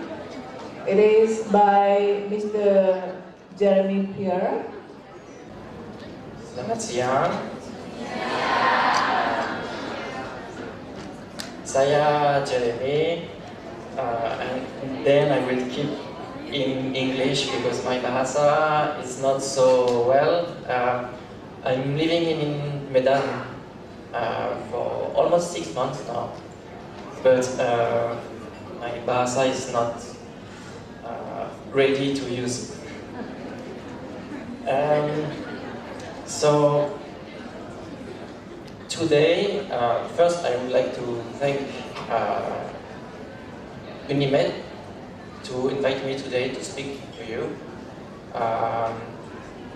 I hope I will make myself understandable. I am very sorry and proud at the same time because I'm French, but I'm sorry with my accent. French accent is very strong. It's very difficult to maintain a good level of understandable English for me. Today, I'm going to speak about education. It's my field of research. I haven't done a specific research for that field. My specialty is teaching French, mostly in creation of syllabus. But today I really want to speak about a new concept. Not so new, but kind of new concept in teaching. It can be applied to language, but it can be applied to anything, I guess, I suppose. I think, yes. It's a concept called blended learning. Blended learning pedagogy, so it's about utilizing digital media. For that presentation, I will try to be as quick as possible. The most important is that we are going to exchange today. It's a new field of research. A few studies have been done for that kind of teaching until now. So we will share together our experience and knowledge. That's why I'm here today. I used research of Brinkman and Sams. They studied flipped classroom that I'm going to explain. And Karen Presser, in 2009, she did a research about this concept of blended learning. And we will discuss a little bit about the results of that. Then I used, I'm quoting more than using, Ojat Danojat, professor of UT Jakarta, who made a comparative analysis of blended learning in UT and in STOU, Thailand. And to finish, we'll see another study for that kind of pedagogy by Bodied Cognition. It's a French teacher. She's been teaching in Estonia and trying to use that new kind of method. Okay? So, first of all, we are to talk about e-learning. I want to compare traditional learning and e-learning at the first time. With the emergence of technology, especially internet, we have very soon had the MOOC, Massive Open Online Course. It was really developed in the beginning of 21st century, 2005, something like that. A little bit before, but not very expanded.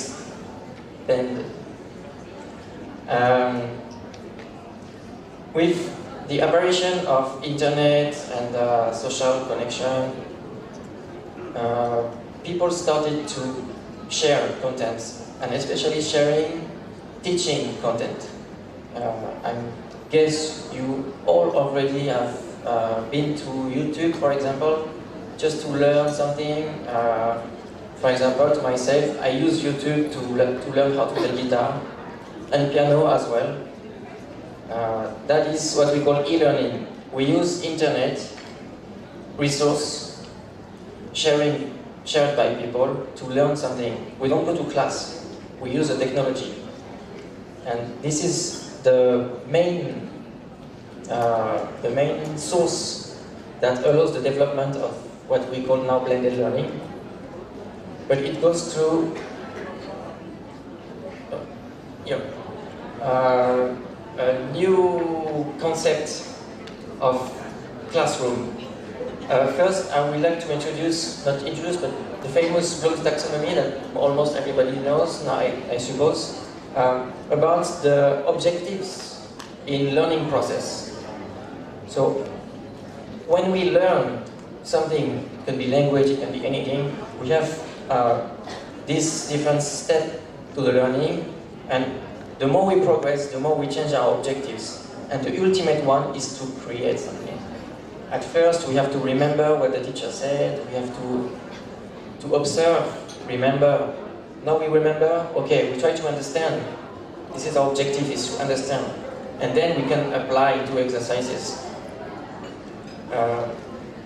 Analyze comes after. Now we are more advanced, we can analyze and then evaluate. It means appreciate. When we have a certain degree of mastery, we can say, this is not so good, this is good, I can be better in that field if I do that. But at the end, the ultimate goal is to create something with the new skill we've learned. Based on that, we have changed the way we teach language, especially in Europe. We have the European Common Reference for Teaching Language in Europe that said until the late 80s, 1980s, we've been teaching in more traditional ways. Go to class, we teach language, the teacher teach the grammar, then we do exercises, and we try to apply. Now, from the late 80s, we are trying to be more communicative, and since the beginning of the 21st century, 2000 something, we start the more actional way. We place the learner at the center of the learning process. We are not here just to give like we said, the lecturer, just to give the knowledge, and the student have to understand and apply. We are now the objective of putting the learner at the center of everything. His own objectives, we have to understand that. We have to adapt the course for this learner. So in every case, it can be different type of teaching. And that goes with Bloom's taxonomy. So recently, we have a new method called flipped classroom. Flipped classroom is not really new. If anybody have studied literature, for example, your teachers ask you to read a book at home, and then during the class, you speak about the book. This is flipped classroom. Kind of flipped classroom. But it can really be effective, it can really develop only with the emergence of new technology, and we will see now. Now the last one,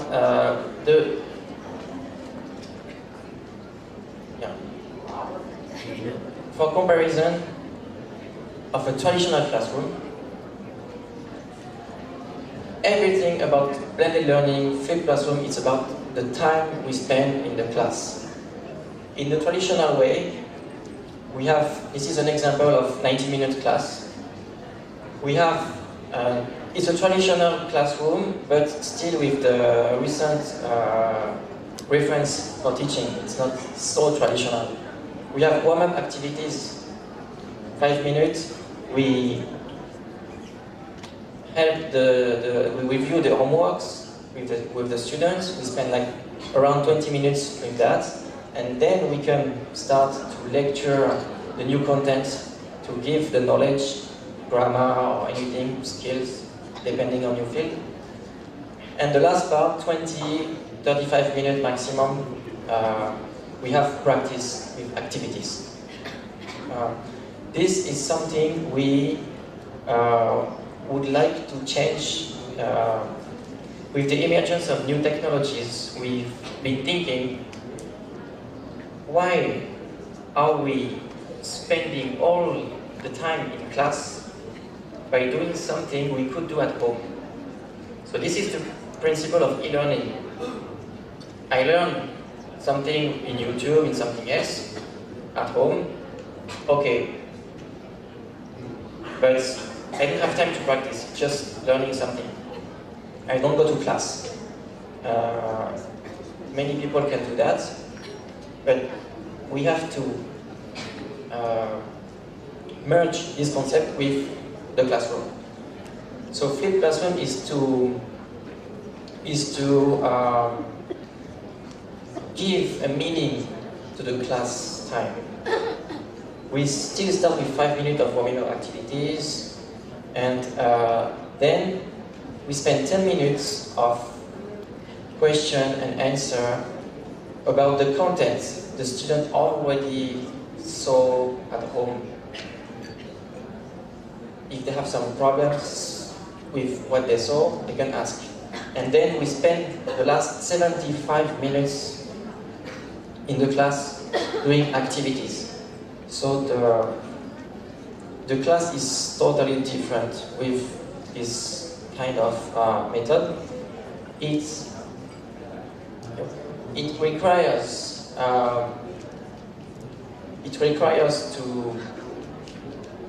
to create content. I also forget to. There is a slight difference between blended learning and flipped classroom. As I just told you, flipped classroom, it's just about giving something at home and then you practice in class. But blended learning is really mixing the technology with that. So blended learning is really to use that concept and mixing with e-learning, because e-learning is only learning something on internet, in your home, in front of your computer, you see something, but you have the lack of social interaction with e-learning.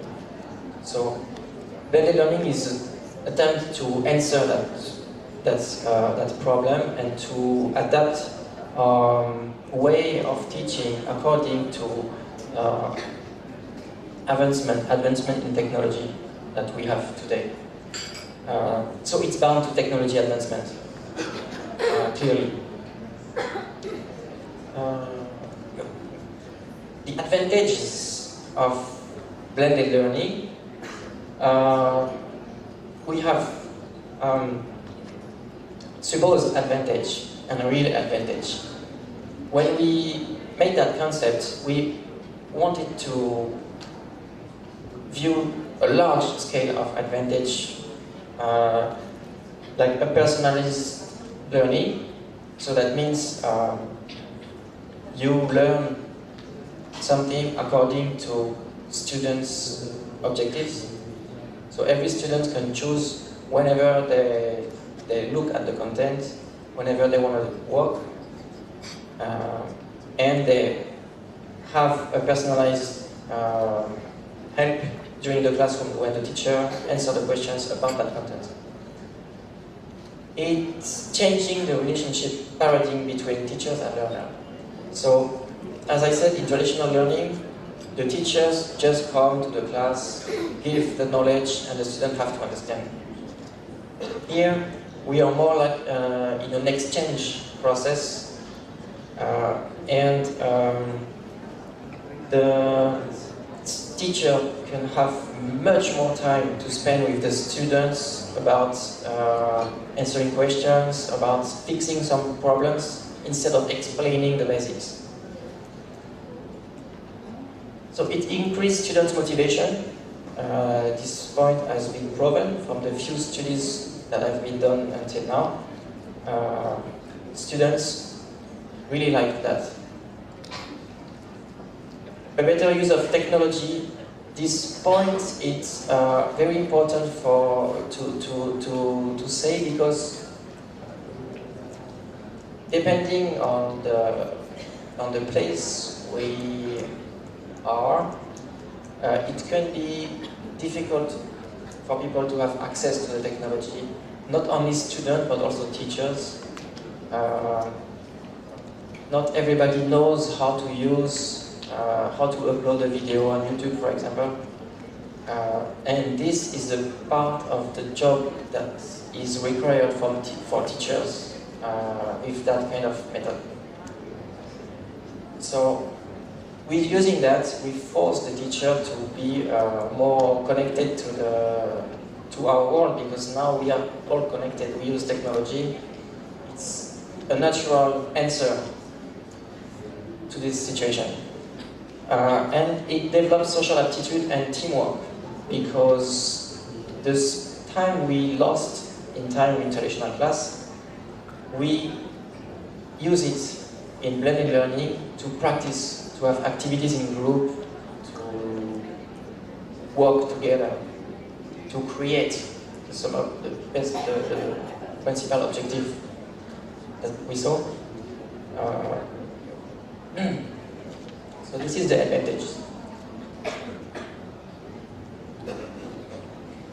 Some drawbacks that have been seen is about homeworks. This is really the biggest problems. We all have problems with students, even if you have many motivated students in the classroom, everything is fine. You give homeworks, we always have homeworks. But there's always students who don't do their homeworks. They don't have time, they don't want, depends. That's something else. But the fact that they don't do their homeworks in a traditional class, it's still okay because the teacher will explain everything. But in the case of a flipped classroom with blended learning, it can have a very nefast effect, because we have a group of students who didn't saw the content we gave them online, and a group of students who saw it. So we spent 10 minutes to fix the questions, but we have a group of students that didn't even saw it, so they don't know anything about the rule, about the structure, and they will not be able to do the exercises. So this is a very big problem that teachers will have to deal with. And it's also one of the reasons I'm doing this presentation today, that we are all going to think about that. Finding the ways. It is the third point. It's an overcharge of work for teachers because of that, partially. But also because teacher has to create the contents. They have to learn how to upload. They have to learn how to share. They have to learn how to use the media they want to use. So it's an overcharge for teachers, and it can be problematic.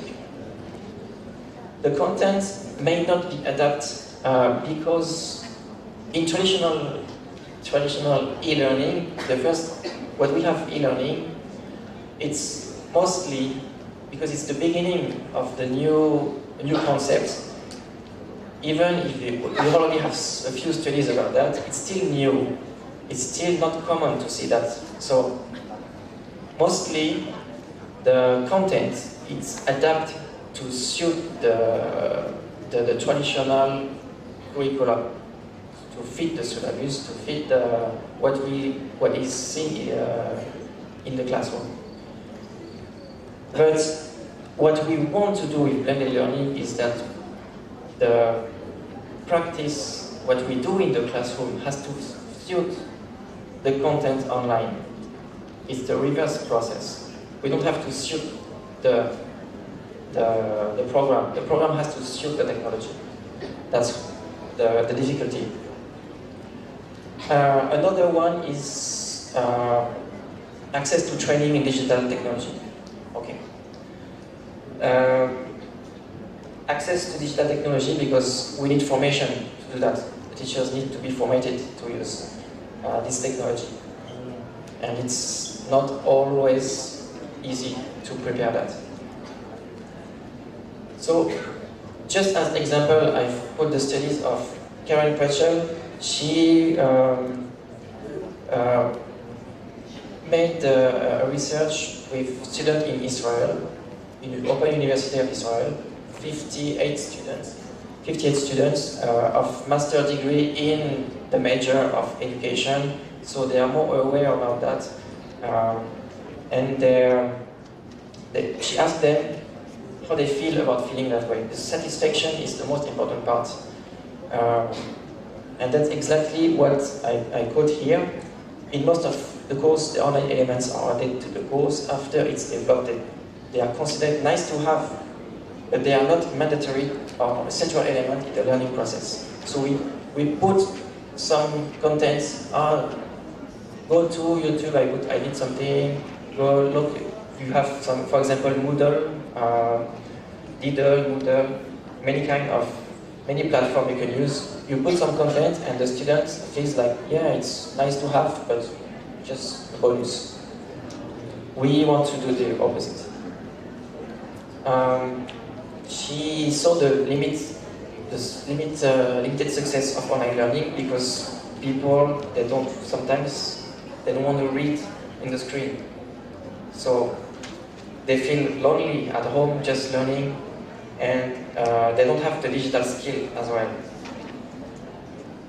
And the last one, pedagogy design, is about adapting the content to what we see in class. They learn something with e-learning, and then they go to class, it's different.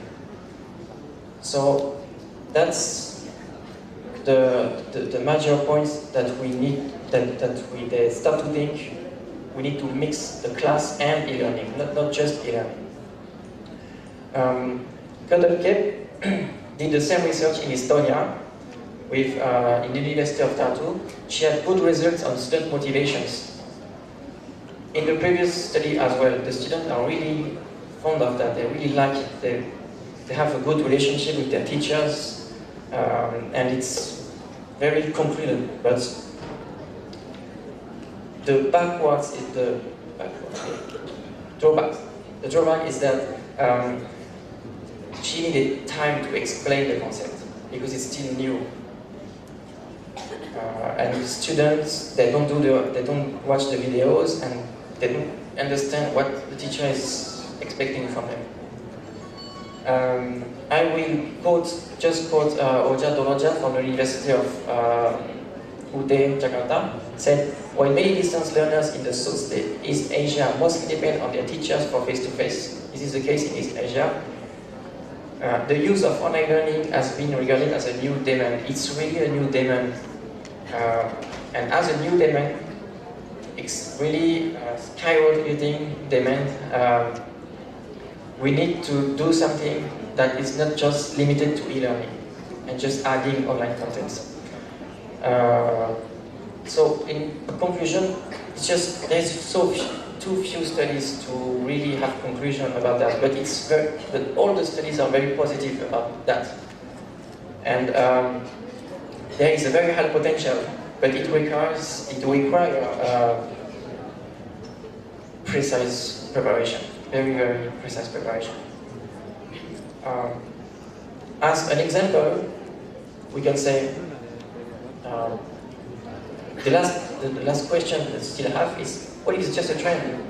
Just put online and stuff, it's just a trend, people will be happy. Can it fit with long-term syllabus?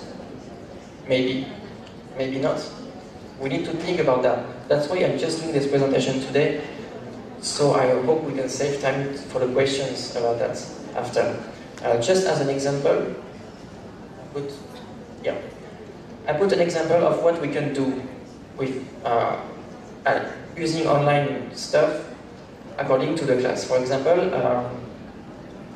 a class of reading, we are learning about French content in literature. We have comics and stuff like that. And I asked the student to read a story I wrote. I put it online, and it's an interactive story. But I had to learn how to use Twine. We have many software, but Twine is one of them. You create this story, for example, this is my story. I had to learn how to do that, the scale. And then in the class, we discuss about that. We have an activity all the time. Class is pairing that. Why do you think he is the guilty one? Why do you think he killed the teacher? What's the evidence? And we spend all the class doing that. And we don't teach, we don't learn the language just to speak, we learn to create, to do something with the language. And that is one of the examples we can do with blended learning. So this is just what I wanted to show you today, and I hope maybe we can discuss on that later. Thank you, everybody. Thank you, Mr. Jeremy. Now let's proceed to the next topics, and this time we are going to talk more about performance studies. Right? Silakan. Assalamualaikum warahmatullahi wabarakatuh. And a very good afternoon.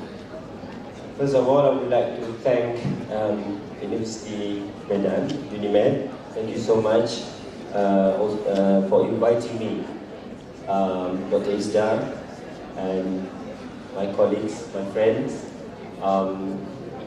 Edward, Michaela, and Javali, and to all of you. And I'm very pleased to be here again in Medan to actually talk about sustaining and preserving M.Hum as a world intangible heritage. Even though I'm going to talk about specifically on M.Hum, but actually impact across other traditional performing arts, especially in Southeast Asia. I think I will need to use this magic wand.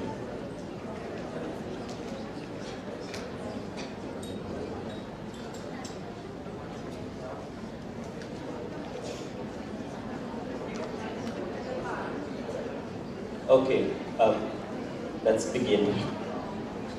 As we all know, traditional art forms play an important role in the integration of culture and sustenance of ethnic identity.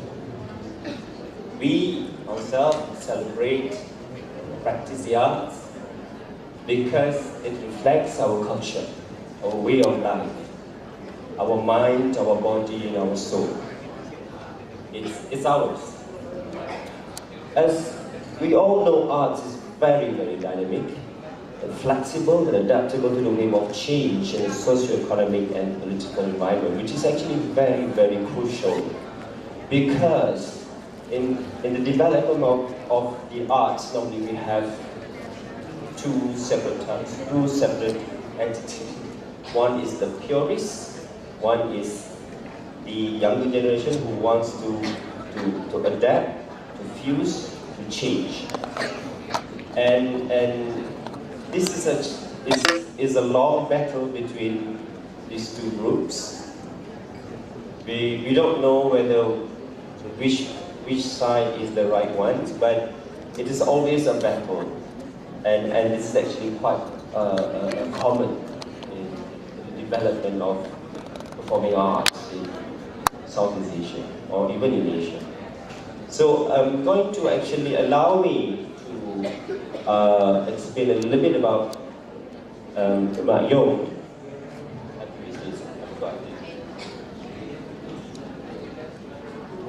It's the one and only treasure of the Malaysia's traditional Malay theatre to gain recognition by UNESCO. It's the only one so far under the masterpiece of the oral and intangible heritage of humanity category at acquired status on 25th November 2005.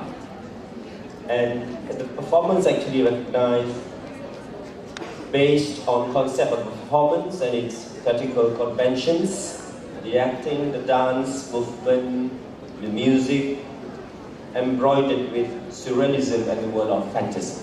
It is indeed a symbolic kind of performing art. So that's actually very, very important to understand.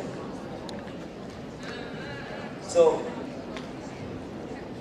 the objectives of this presentation is actually to share and expose the importance of understanding the M.Hum as an intangible heritage, to analyze and contextualize the performance in relation to the notion of heritage, sustaining and preserving the arts, because it's actually very crucial to understand what does it mean as heritage. And finally, eventually, to recommend few steps of sustaining and preserving the art in anticipating the demand of future cultural appreciations. So, in general, Mak-Yung is an operatic form of theatre that encompasses ritual elements, stereotype characters, acting and movement stylization, songs and instrumental music. It is believed that Mak-Yung performance had developed and flourished in the 16th century in the area of Patani, Kelantan and Terengganu, Malaysia. Mak-Yung was a very popular entertainment in the palace among the queens of Patani such as Raja Hijau, Raja Biru, Raja Ungu and Raja Kuning, who ruled during the period from 1585 to 1680. And it's also very important to note that these are the queens. So then when you see the performer, you see the Raja actually is a female. So the performance actually at the time to emulate the king is actually a female, queen. This is the kingdom of Patani. So we go back to the etymology of sustain and preserve. So sustain obviously is about the strengthen or support physically or mentally, and the most important thing is undergo or suffer. Even though you're sustaining, you undergo or suffer. Like she sustained a severe head injury. It sounds negative, but you sustain that for the rest of your life maybe. And another one is preserve. What does it mean? Is it actually to maintain in its original or existing state, to save from decomposition, and to depart for personal or special use. And this is what it's all about in the arts. It's actually the development or the enhancement of the performance is always for personal or even for special use. But how do you sustain and preserve it? Huge responsibility of sustaining or preserving the art depending highly on individuals, family, or a group, or a clan, and finally by institution. The thing is it by design or by chance? How do you sustain the performance? How do you actually preserve the performance? So that's the question, is it by design or by chance? So way back when we talk about institution, Mak-Yung has endeavored a love-hate relationship since its emergence in the 17th century. It was recognized by the kingdom, was recognized by the Kelantanese court, that subsequently upgraded the performance of Mak-Yung, and who actually tell them what to correct, what to change, how to actually choose which instrument that you're going to use. History has proven that Patani Kingdom was once the center of Malay culture in the region at the time, and so as the influence to the other areas such as the state of Kelantan and Terengganu, as we can see here. At that time there was no border, of course, it's all the Malay Kingdom, whereby the Kelantan, the Terengganu and the Patani is the same area until the Anglo-Siamese Treaty in 1909, where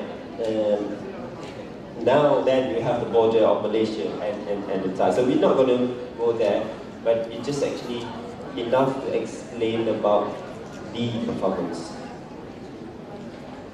Under the ruling of the Sultan Ismail I, these individuals, Lord Ghaffar had altered and enhanced the convention of the performance in terms of the concept, the techniques, performance structure, costume and props and management, because of it has been upgraded to the court.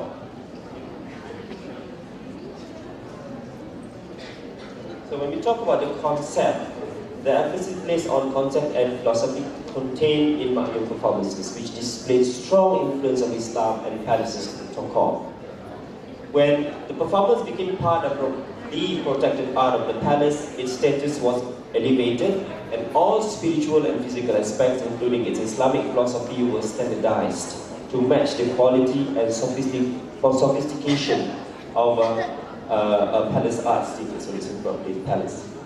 Kelantan, as an Islamic hub at the time, was actually called Serafi Mekah, was crucial to influence the essence of Islam in the Mak-Yung performance. So you see the institution, the Kelantan Sport actually has actually transformed the performance from the people, from the whole performance into the court.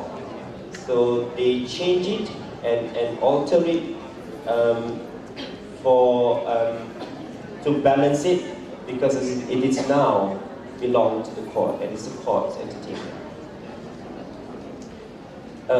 Among of the Islamic influence in the performance, actually counterclockwise movement, which was not sure whether it was there, but it's actually the insertion of the Islamic influence in the performance. So you can see when you see a performance of M.Hum, when they move counterclockwise movement, that means they are actually going to the other scene. And it's actually very important to understand the influence of Islam in this, because all the movements in the world actually are the counterclockwise movement. I think I'm not going to go there, but this is one of the influence. The halakha system, whereby how do we actually, the pedagogy in learning Islam and the performance is also included in M.Hum. And actually there are many. So this is not a platform for us to talk about the performance itself, but then how they actually change the techniques of the movement, the gesture, the dance, singing, and music as well. Including the performance structure, how we actually start with the bertabur, menghadap rebab, and then followed by the other sections of the performance. And of course the costume and props. And when you see the other types of M.Hum performance with all these huge, expensive costume, then you understand it's actually it's all actually has been altered and changed for the performance in the palace. And the setting as well, for the set, the performance of M.Hum is always symbolic, it's actually very abstract, it cannot be realistic, because the whole entire performance is all about symbols. So this is actually an argument with the new generation who wants to change the whole performance, which is fine if you want to call it something else, but when you portray something else which is not condoned to the whole concept of the performance, then you don't understand. Okay, this is one of the performers actually performed by one of the institutions. I'm not going to mention about the institution, about the use of the props, which is actually wrong, so-called, in the concept of the performance, whereby, because this is a symbolic kind of performance, what happened in 1920. During those days, they know the fact that they have an umbrella, but they don't use that as an umbrella, as a props, because it's very important for the actors to understand on how to actually be creative, to change something else as a ruler, as an umbrella, and something like that. So this is one of the reasons why I'm actually explaining about all these things. They also changed the management, how they monitor the performance and the talents, and also about the payment. So now we go to the issues. All cultural activities actually should be planned ahead, not by design, not by chance. So should not rely on individual or a group of people to sustain and preserve the arts. Collective effort should be encouraged and is considered as a national, because what happened is, even in the institution, even these days, it's always about the person who actually uphold the performance. When the person is probably dying or probably passed away, then no one actually will take the responsibility. It's always about the person, it's always about the individual to do that. Another issue is actually performers are partly also to blame due to competitiveness, and techniques or skills are only shared among relatives or close family.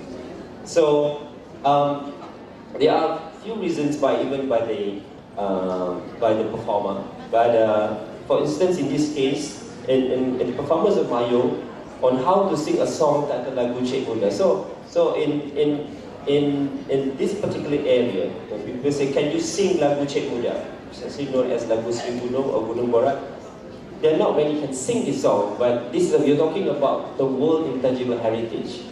And there are only 5 singers in Malaysia who could actually sing this song. I've asked the maestro why they can't sing this song. It's actually because it's very difficult according to them in terms of the melody, in terms of the tone, which is not usual, but yet the style of how to sing this particular song, but it's only few singers in Malaysia, 4 or 5 actually I counted, can sing this song well. So these are the issues. The performers always keep into themselves or keep it into their clan, to their family. So it's hard for someone else being considered as orang luar. It's outsiders, so you don't belong, you're not ready yet or something like that. So partly one of the reasons as well. And so one of the strategies are, even in the case of Malaysia, because we don't have an arts council, we should actually establish an art council to monitor and ensure that the arts national agenda such as M.Hum or other visual arts or heritage are systematically sustained and preserved. All cultural activities are properly planned and organized annually. Because it's always about, okay, this year we don't have, tidak ada dana this year, tak ada budget this year, no budget for this year. But if you really concentrate on, okay, the performance of, let's say, Dondang Sayang or Joget Gamelan or even M.Hum is the performance of the state, then you should actually put aside a certain budget to perform at least once a year.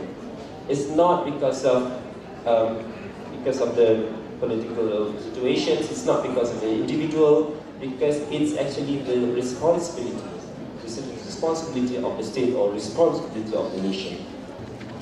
And also to identify few talented performers to lead and innovate the performance, so it would not depend on personal or individual to uphold the performance. So this is actually interrelated, because if you really sincerely want to actually preserve and sustain, you have to actually think for the other entity that actually need to move on together, not because of just one reason, but it has actually carry the whole entire baggage, to move on. I think I have mentioned earlier about the budget and promotion. So social media should be a priority in the government financial planning, so the performance will not be cancelled or ignored due to financial constraint. So I'll make it very quick. I'm here now. Okay, for the conclusion, though M.Hum has attained world recognition, societal recognition from the local scene is far from satisfactory. A method of monitoring performance activities should be put in place by the ministry at the state level to ensure the sustainability of M.Hum or in any other performance. Ministry should withdraw incentive given to avoid misuse, manipulate the FBS initiative. These are also one of the initiative, but what happened was people just have their own group just to get the incentive money, and they don't do much. So this had happened before, a few years back, to give a lot of money to any groups who are into traditional performing arts. They formed a group, 5, 10 of them, but then they disappeared. So, that kind of initiative also did not work that well. So it goes back to the national level, whether you really want to uphold, whether you really want to stay. But so far, what we can see is always about the individual. When the person passed away or dying, that's it. Even though it's a national treasure. So something has to be done. I think this is not about individual, it's about the community, it's about the nation.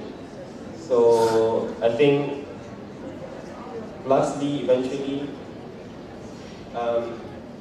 the Arts Council needs to be established, especially in my country, to ensure that exposure at all levels, such as in the kindergarten, the primary and secondary school levels, priority must be given to local folk songs, literature and history, not when it comes to the university. They must learn how to sing the song. So we can see even in the kindergarten, people hardly, the kids hardly know about local songs.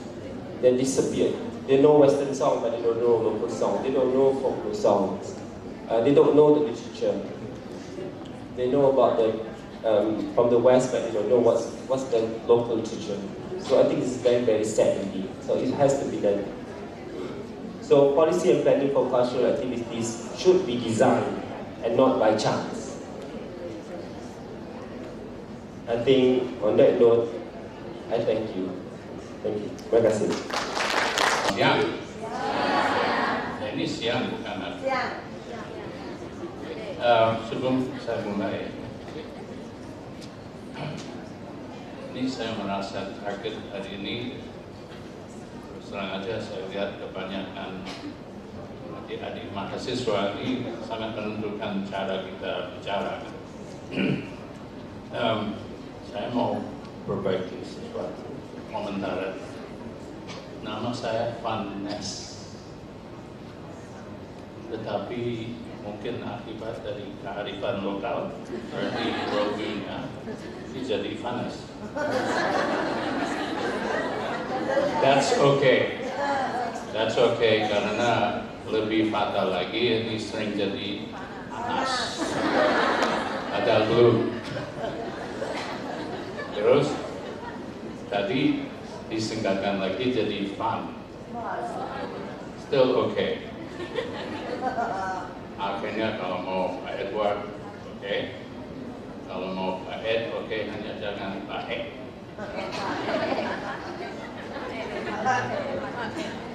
Oke. Karena adik-adik ini belum baca paper saya. Itu PR ya, PR harus dibaca. Kemudian pasti kalian akan senang sekali duduk dengan kamus, atau kalau kita bisa kasih soft copy bisa di Google terjemahkan. Tapi karena ini international, ini juga ada satu problem. Saya orang Amerika tapi sudah terlalu lama di sini. Saya lebih lama dari kebanyakan dari kalian di Indonesia. 45 tahun. So,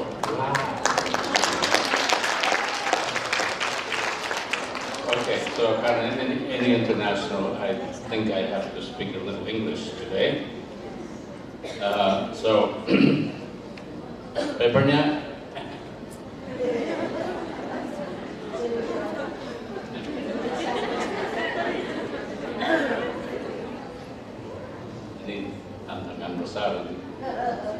you can read my paper for the next month. I try to write not too difficult English about a subject which sometimes gets very complicated.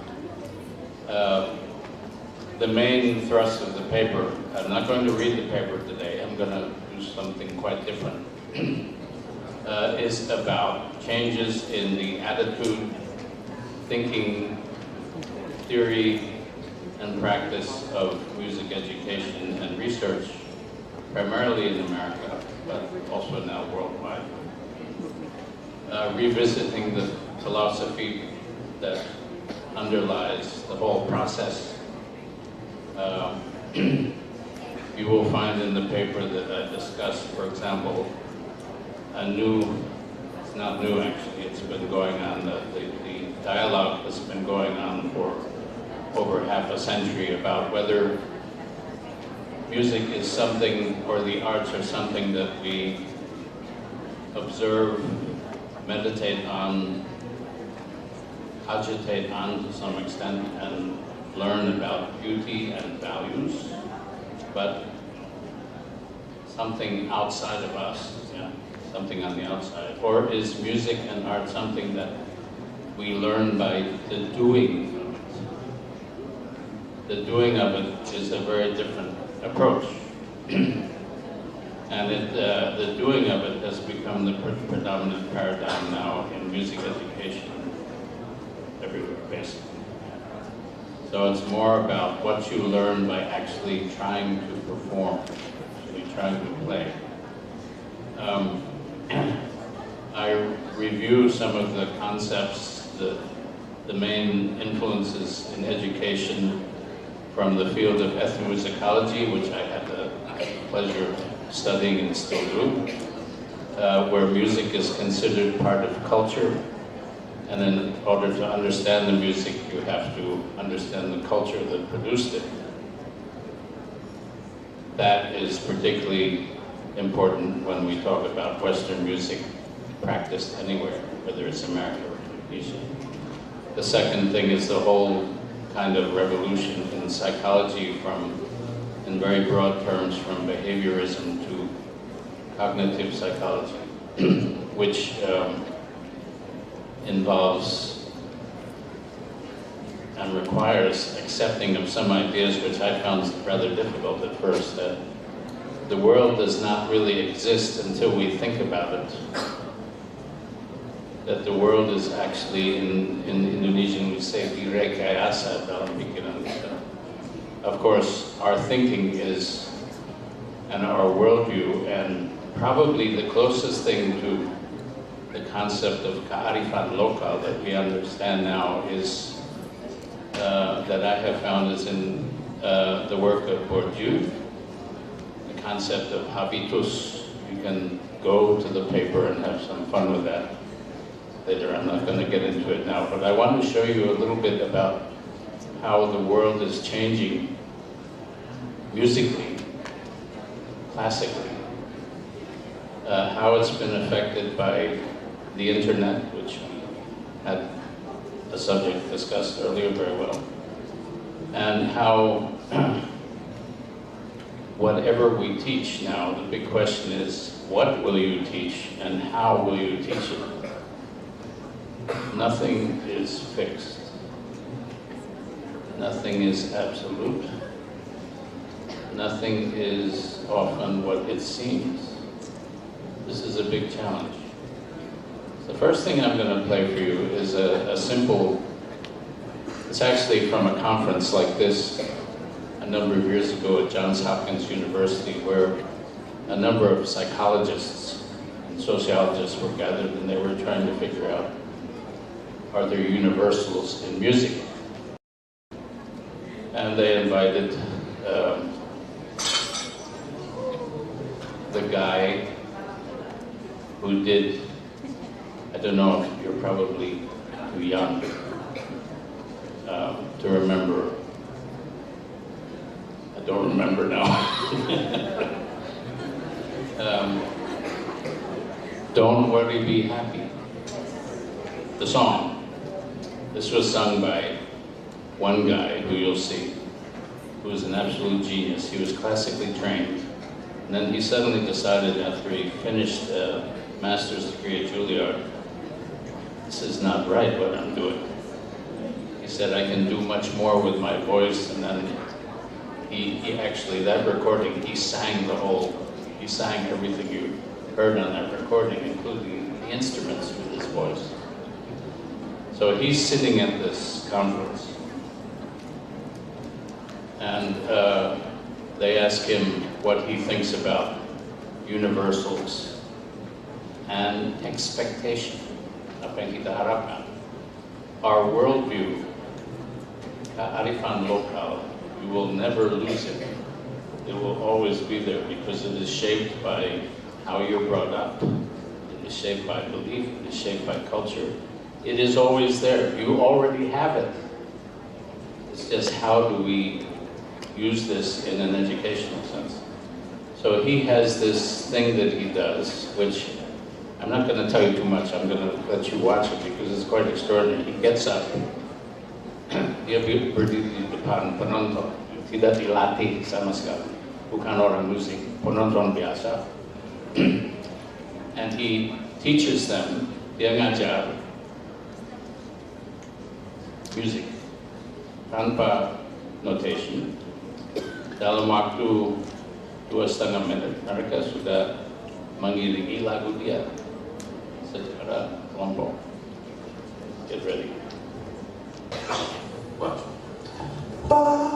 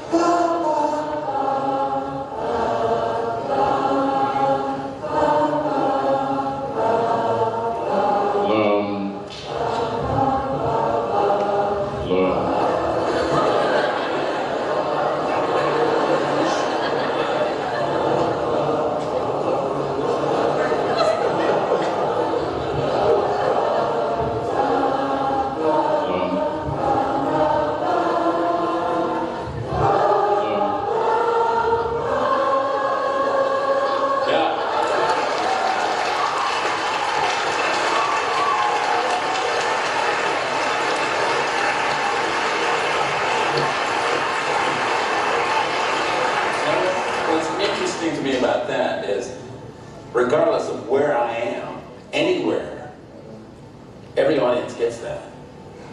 But it doesn't matter, you know, it's just, you know, the pentatonic scale for some reason. If you're looking for...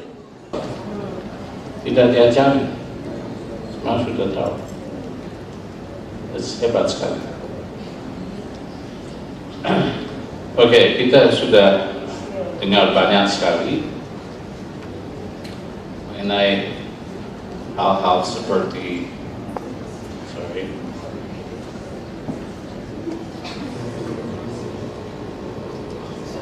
embodiment. Saya teringat sekali, saya bahasa Indonesia. Teringat sekali kawan saya Chandra Lekha, penari Bharatanatyam di India yang selalu bilang, I don't know where the body, I know where it starts, but where does it end? Embodiment is, for music, is also a very powerful and very important thing that we discuss a lot. For example, I often tell my students, if you ask me to play this song, I can't remember how it starts. But if I take my instrument and I start to move my fingers, it comes out. Because it's the whole body, it's not just some wiring in my head that produces this, it's something that the whole body is involved with. All of this is in my paper. The idea of teaching as art, music, if we define it as experience, a certain type of experience, then we can follow the notion that teaching is also a kind of experience. We have to match the experience to the experience. What's the difference between the students and myself? The only difference is I have more experience and I have a compass. And in the most modern thinking, I show you the way, but you do it yourself. That's always the best. You do it yourself. It's the only way. It's the only way you actually learn. How I look at anything, again, I have to say, when I got the subject for doing this talk, thank you for being so quiet. It means you're really listening. I was amazed at the long list of possible topics. Kearifan Lokal in language teaching, local wisdom in art, local instrument music, blah, blah, blah, blah, blah, blah, blah, blah, blah, blah, blah, many, many things. And finally at the end, or anything you want. I think it's wonderful to have a conference like that. Local wisdom, no matter what you are doing, will affect how you look at anything. Okay? Let me ask you a question. What do you think about this dog? Is this a happy dog? Some maybe don't like dogs, so you don't want to look at it. How many people say it's happy? How many people say it's sad? Raise your hand. Putting an image on the dog's thinking that's not there. That could be a very happy dog. It's just his skin is too thick and his shape is such that he looks sad to us. There's another one that I like to pull out. I don't know if okay. Look at this one.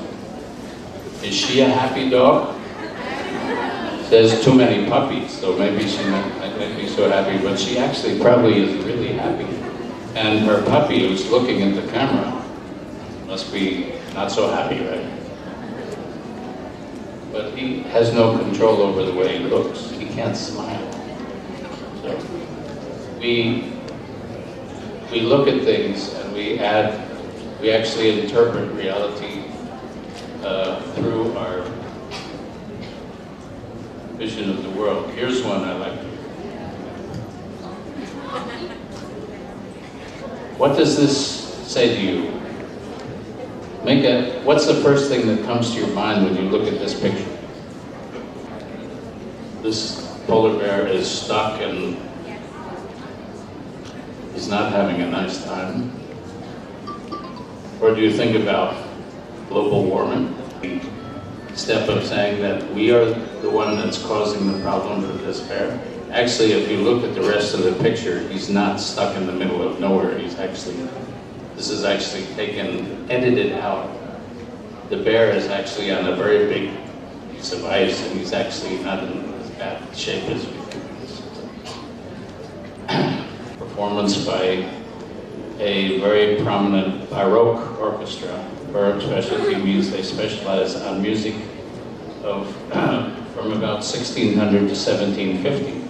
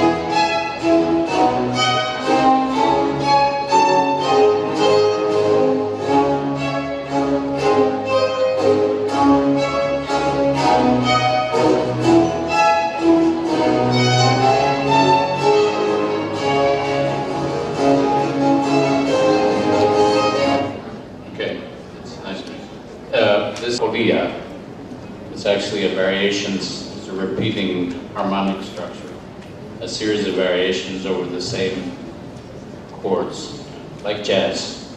It's a piece of early jazz, actually. But Vivaldi, the composer, calls it madness. Gila. Because if I play the whole piece, it gradually starts getting faster and faster and more complicated, and it is like somebody going a little bit crazy. After a while, they start dancing around. What we know about Folia, which is the name of the basic theme, is that it was supposedly a Spanish dance where people would actually dance and become ecstatically possessed. So, if we think about classical music as something being very removed from reality, removed from raw emotions and things like that, they are trying to come back to this. Now, but the real surprise, the same group does many different kinds of music, because classical music is history. The Baroque period is 1600 to 1750. They decided that in Venice at that time, there was a lot of other music going on, including Arab music, travelers coming through from both directions, maybe even from Indonesia. So they actually he was creating that music. There was folk music going on. Same group. It's okay. Same group.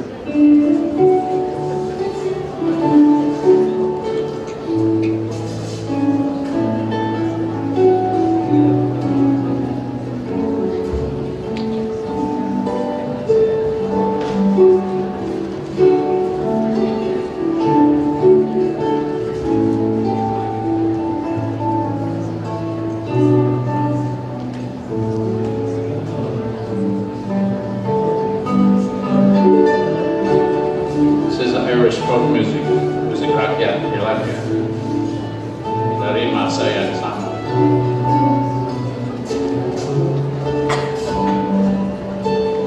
tidak bisa dilepaskan dari hari. Jadi saya majukan sedikit.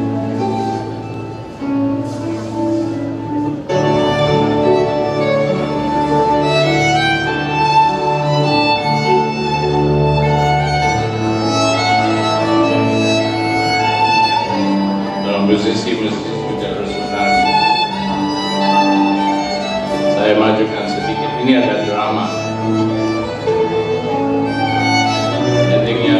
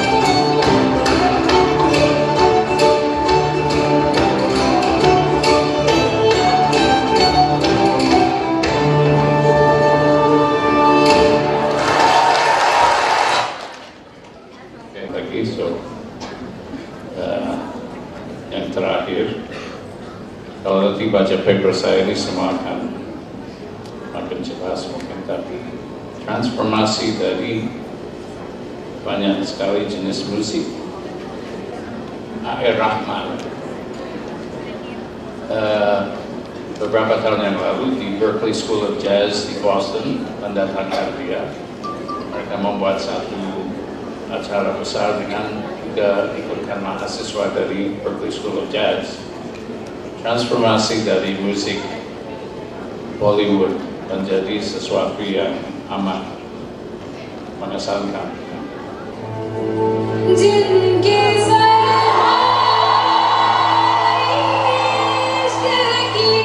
Sorry.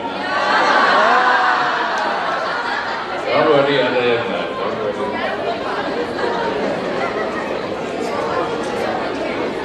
Maybe you want that one.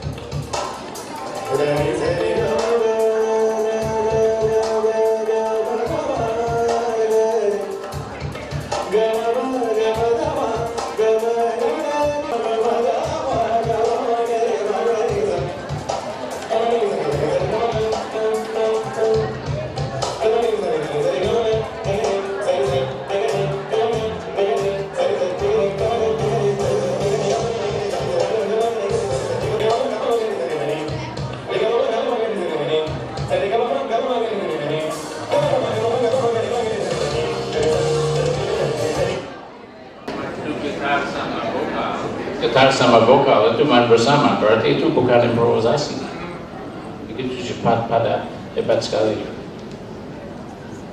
World View India tidak hilang walaupun digabung dengan sesuatu yang mampu accommodate-nya jazz. Karena saya tahu mereka mau lihat itu. Notice guys. Okay. I think it was this one.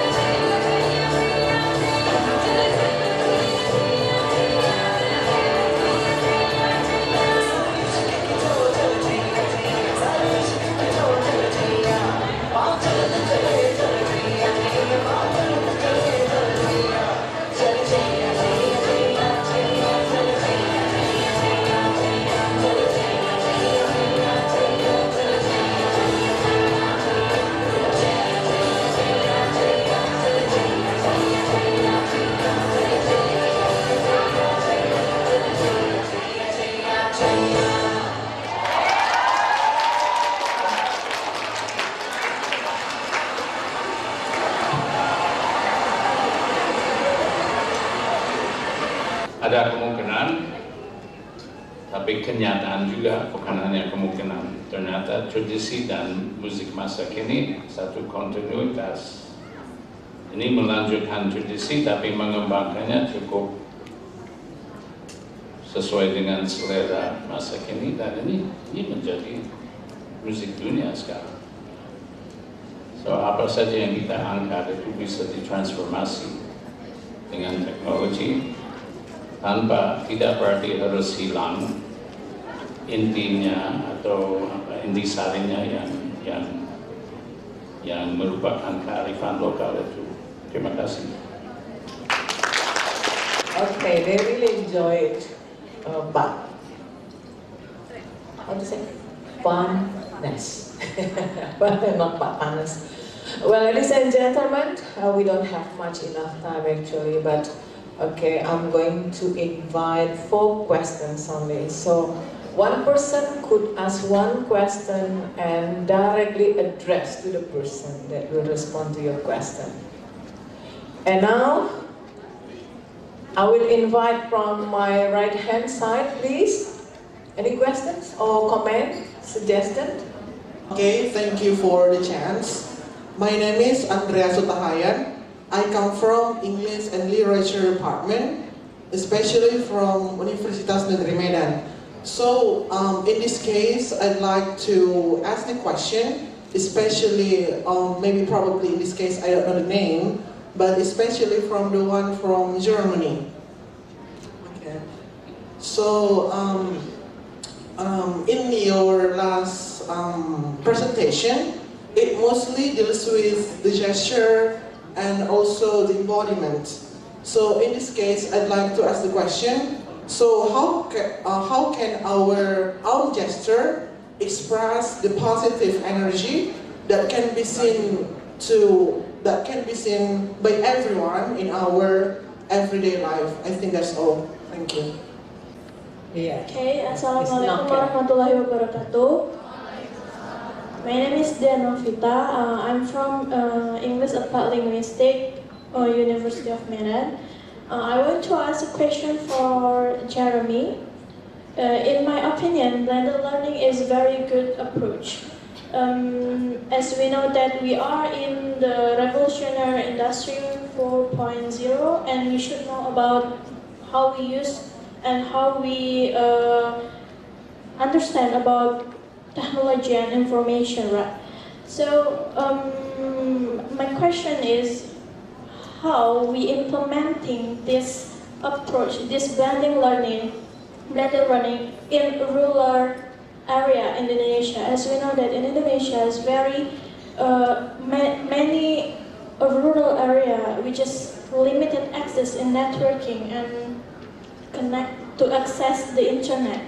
So how we implemented this approach in order to make them understand and can be develop their teaching and learning process. Thank you.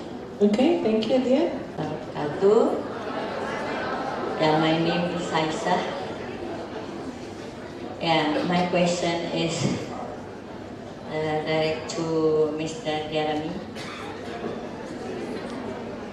You know that nowadays in universities, state university,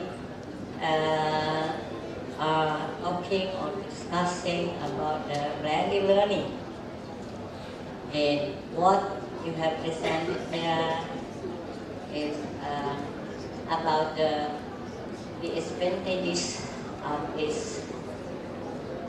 But I can't find one of them.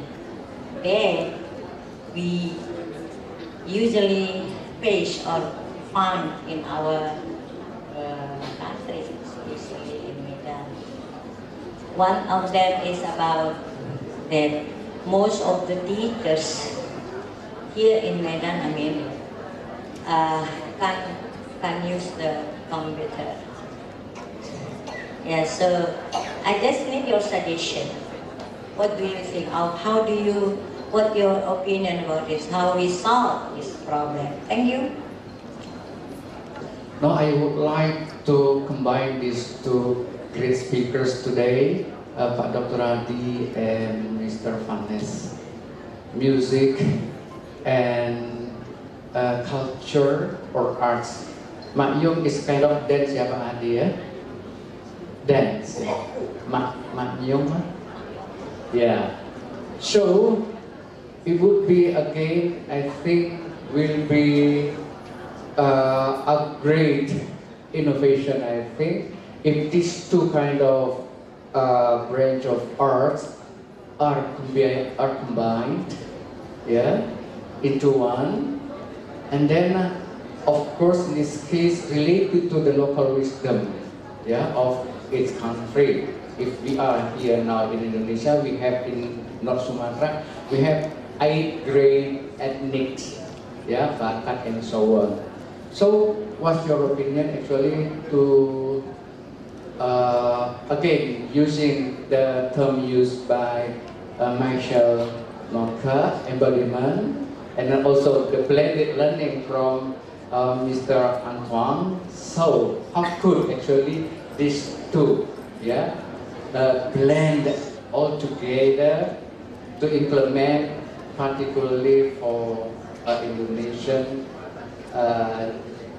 It could be in any level, yeah, in any level. It could be started from the early, the young learners, yeah, as Pak Professor Zaim, yeah, blend it all together into juice. And it could be also like kue lapis. What do we say, kue lapis? Layers. Yeah, the cookies is layers. Let's say we have orange, we have a pineapple, we have another fruit, and then we blend all together into one juice. So we cannot see actually which actually belongs to the original fruit, but we can taste it.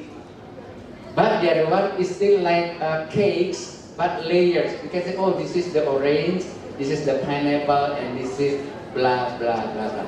So all together into the 5 great speakers today. Thank you, Bu Mei. Right, but we will come to that question for the last. There will be more music.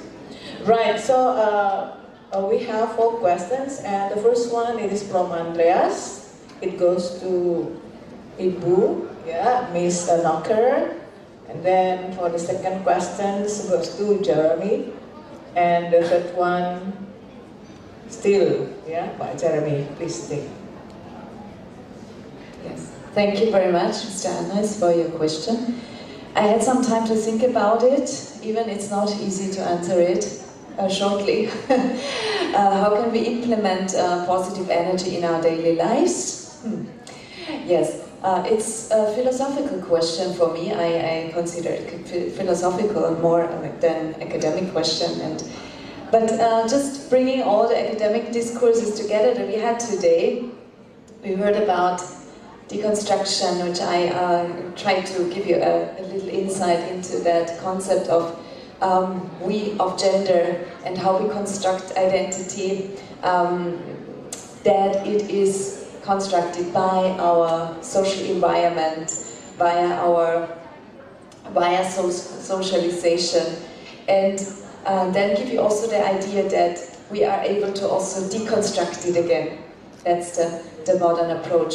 So also talking about, because you mentioned Bourdieu, the Habitus Theory that states that everything that we implemented in our body is also we learned basically from our social environment, from our culture where we grow up.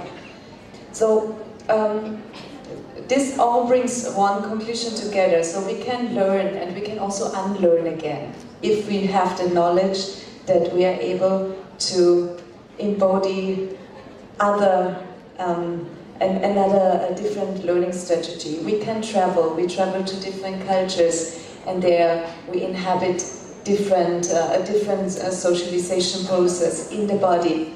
So if we are open-minded and we have this knowledge already that you gained today, we are able to transform ourselves. And being able to transform, being open-minded and flexible in your body and your mind gives you also the power to empower yourself, to take decisions over your own lives, and in the end, be happy every day. So you gain positivity by just knowing that you're able to change your life every day. That's my conclusion. For just one thing that I would like to mention is transforming and preserving.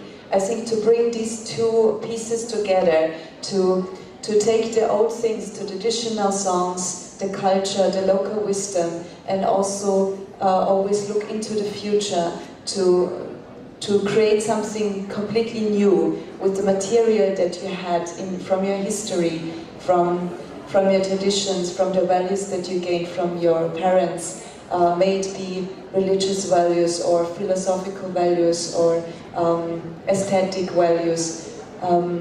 Everything can also be transformed again in the future. And I think this is like the cultural heritage that we have. we can always preserve, but we always need to see also that it can transform. So that's the potential that we have by intertwining everything, the material and the things that is in our future, in our hands as well. The first question was about how to implement this new method, this blended learning in a rural area, right? And the second question was about how, for the teachers, how to make them, how to learn about using IT, technology, access to the formation, right, to training. I can answer these two questions at the same time. Blended learning is an answer to the development of our technology, and the statement that our education model does not evolve at the same speed. Actually, it's not really moving. It's very slow to have evolution in education. But technology is growing so fast. We have to catch up. There is a need to catch up technology, to mix the technology with education, to change education so it can suit our current level of technology.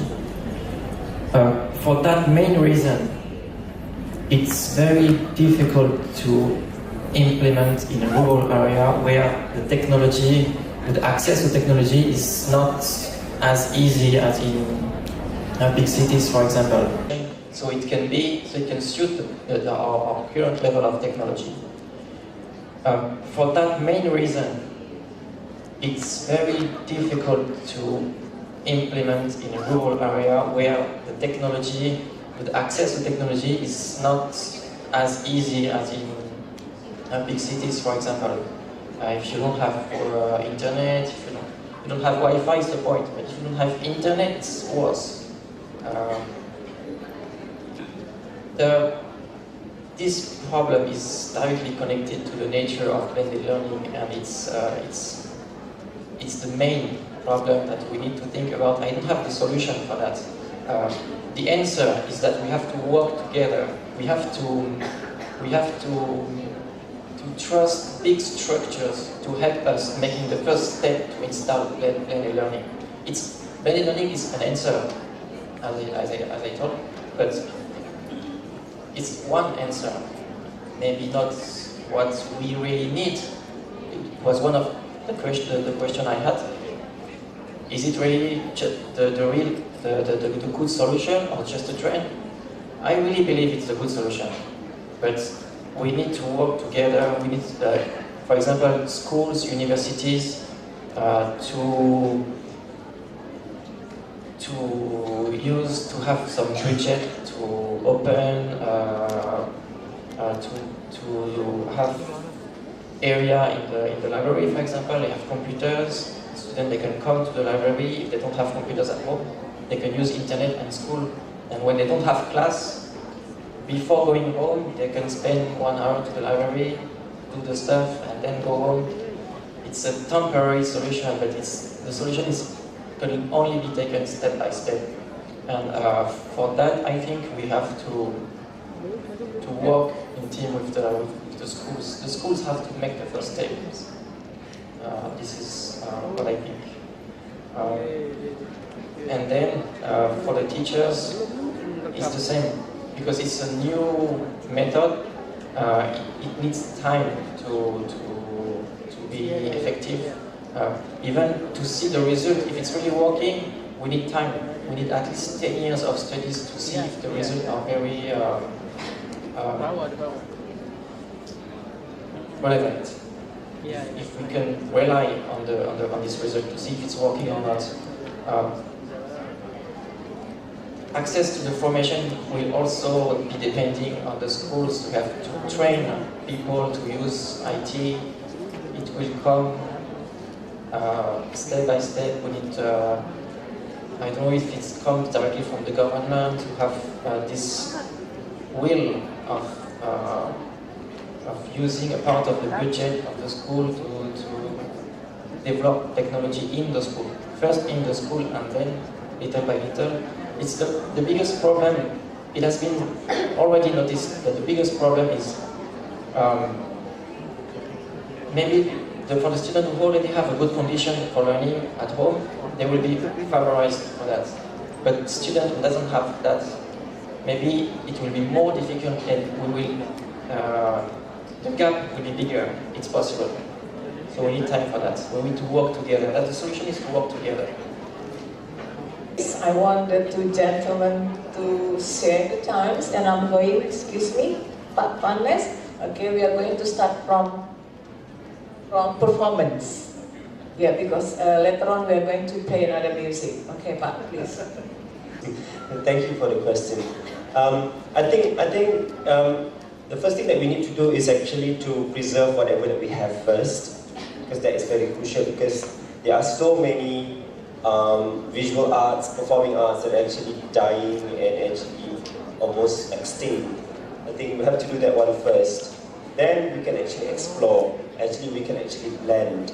And on how to do that is going to be a very difficult one, because you need to identify what are the movement, what are the music, and what are the ethnic, in terms of ethnicity, in terms of movement and all, and music as well. So building up or making a cake lapis is not going to be very, very easy, because there are going to be some factions of the community will not agree that why my sound and my movement is not there. But I think it has been, some choreographers, even musicians that we have tried, fuse some actually familiar music, some familiar movement and gestures, to actually to represent the country. But I think there is, it's actually also ongoing, but I think there is no proper formula on how you are going to fuse all of them, especially in Indonesia. I don't know, and you can actually separate the music. That's actually it's quite common. You separate the sound, it's familiar, but it's going to be like a very long kind of concept to depict that. But most importantly, preserve and sustain what is the so-called original and what we think that we should preserve first. Then after that, we actually can explore by identifying the core elements of the certain nationals. Then actually it's easier to fuse and to express the kind of choreography or performance. I don't have a specific answer, but maybe the rest have other opinions on how you can actually fuse all that. But I think people have been doing that for many times. That's my answer. Saya suka membuat satu contoh musik yang relevant. I actually have, by chance, something that is exactly what you are asking. What you're going to hear is opera bata. It's the little tiny latihan practice, opera bata. Not in Medan, not in Samosir, Padang Panjang. In the group, there is not one orang Batak. It is, well, let me just play. I mentioned this in the paper as something, this is exactly what you were just asking. I think you'll be very surprised, but maybe when you hear this,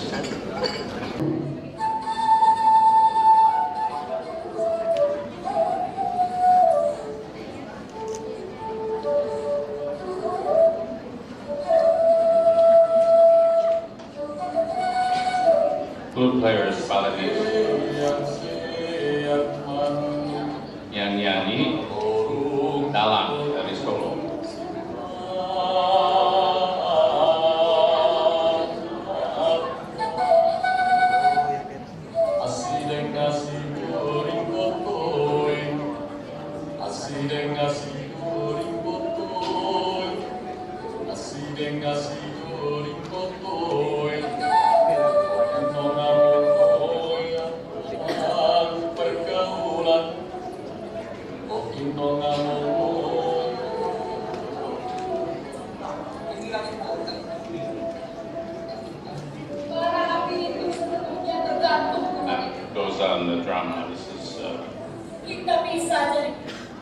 yang bicara orang karo.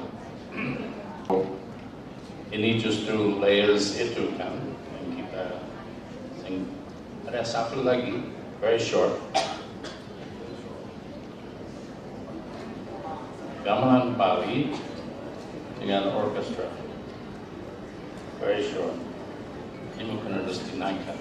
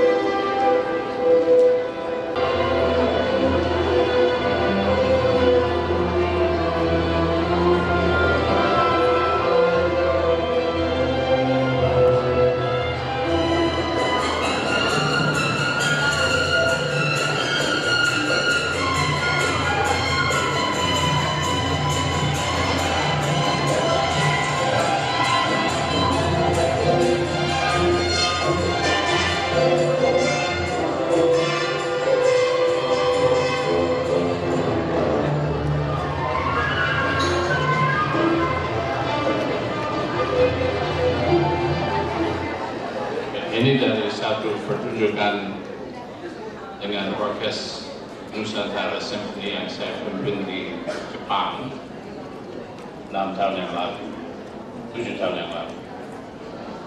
Komposisinya gamelan Bali dengan orkes Symphony. Saya rasa ini satu contoh dari satu lebih dari kolaborasi. Ini komposisi yang tidak menghilangkan corak gamelan Bali-nya, tidak menghilangkan corak symphony orkestranya, tapi campurannya, levelingnya itu berdasarkan dilakukan oleh komponis Selandia Baru yang mengerti dua-duanya.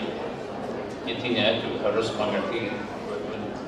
You have to understand both traditions. You cannot take spaghetti and bami and put it together and think it's going to might be interesting, but we don't know. Probably not. There are many examples of this in many genres now, and we can find it on the internet. This is also. I think all the answer has already presented, represented all information that we wanted to know. Ladies and gentlemen, before we end this session, allow me to conclude. I've got 3 points. The first one is there are 3 similar keywords that we are dealing with today. It is to embody our body and our mind, and to entwin the language and local wisdom in order to achieve, to develop national character. And then further, we blend the content of information with technology, plus higher order thinking skill, right? And the second one is, we need to preserve and sustain whatever heritages we have. Every country has their heritage, and this is the problem of Malaysia. So how they preserve and sustain their heritage.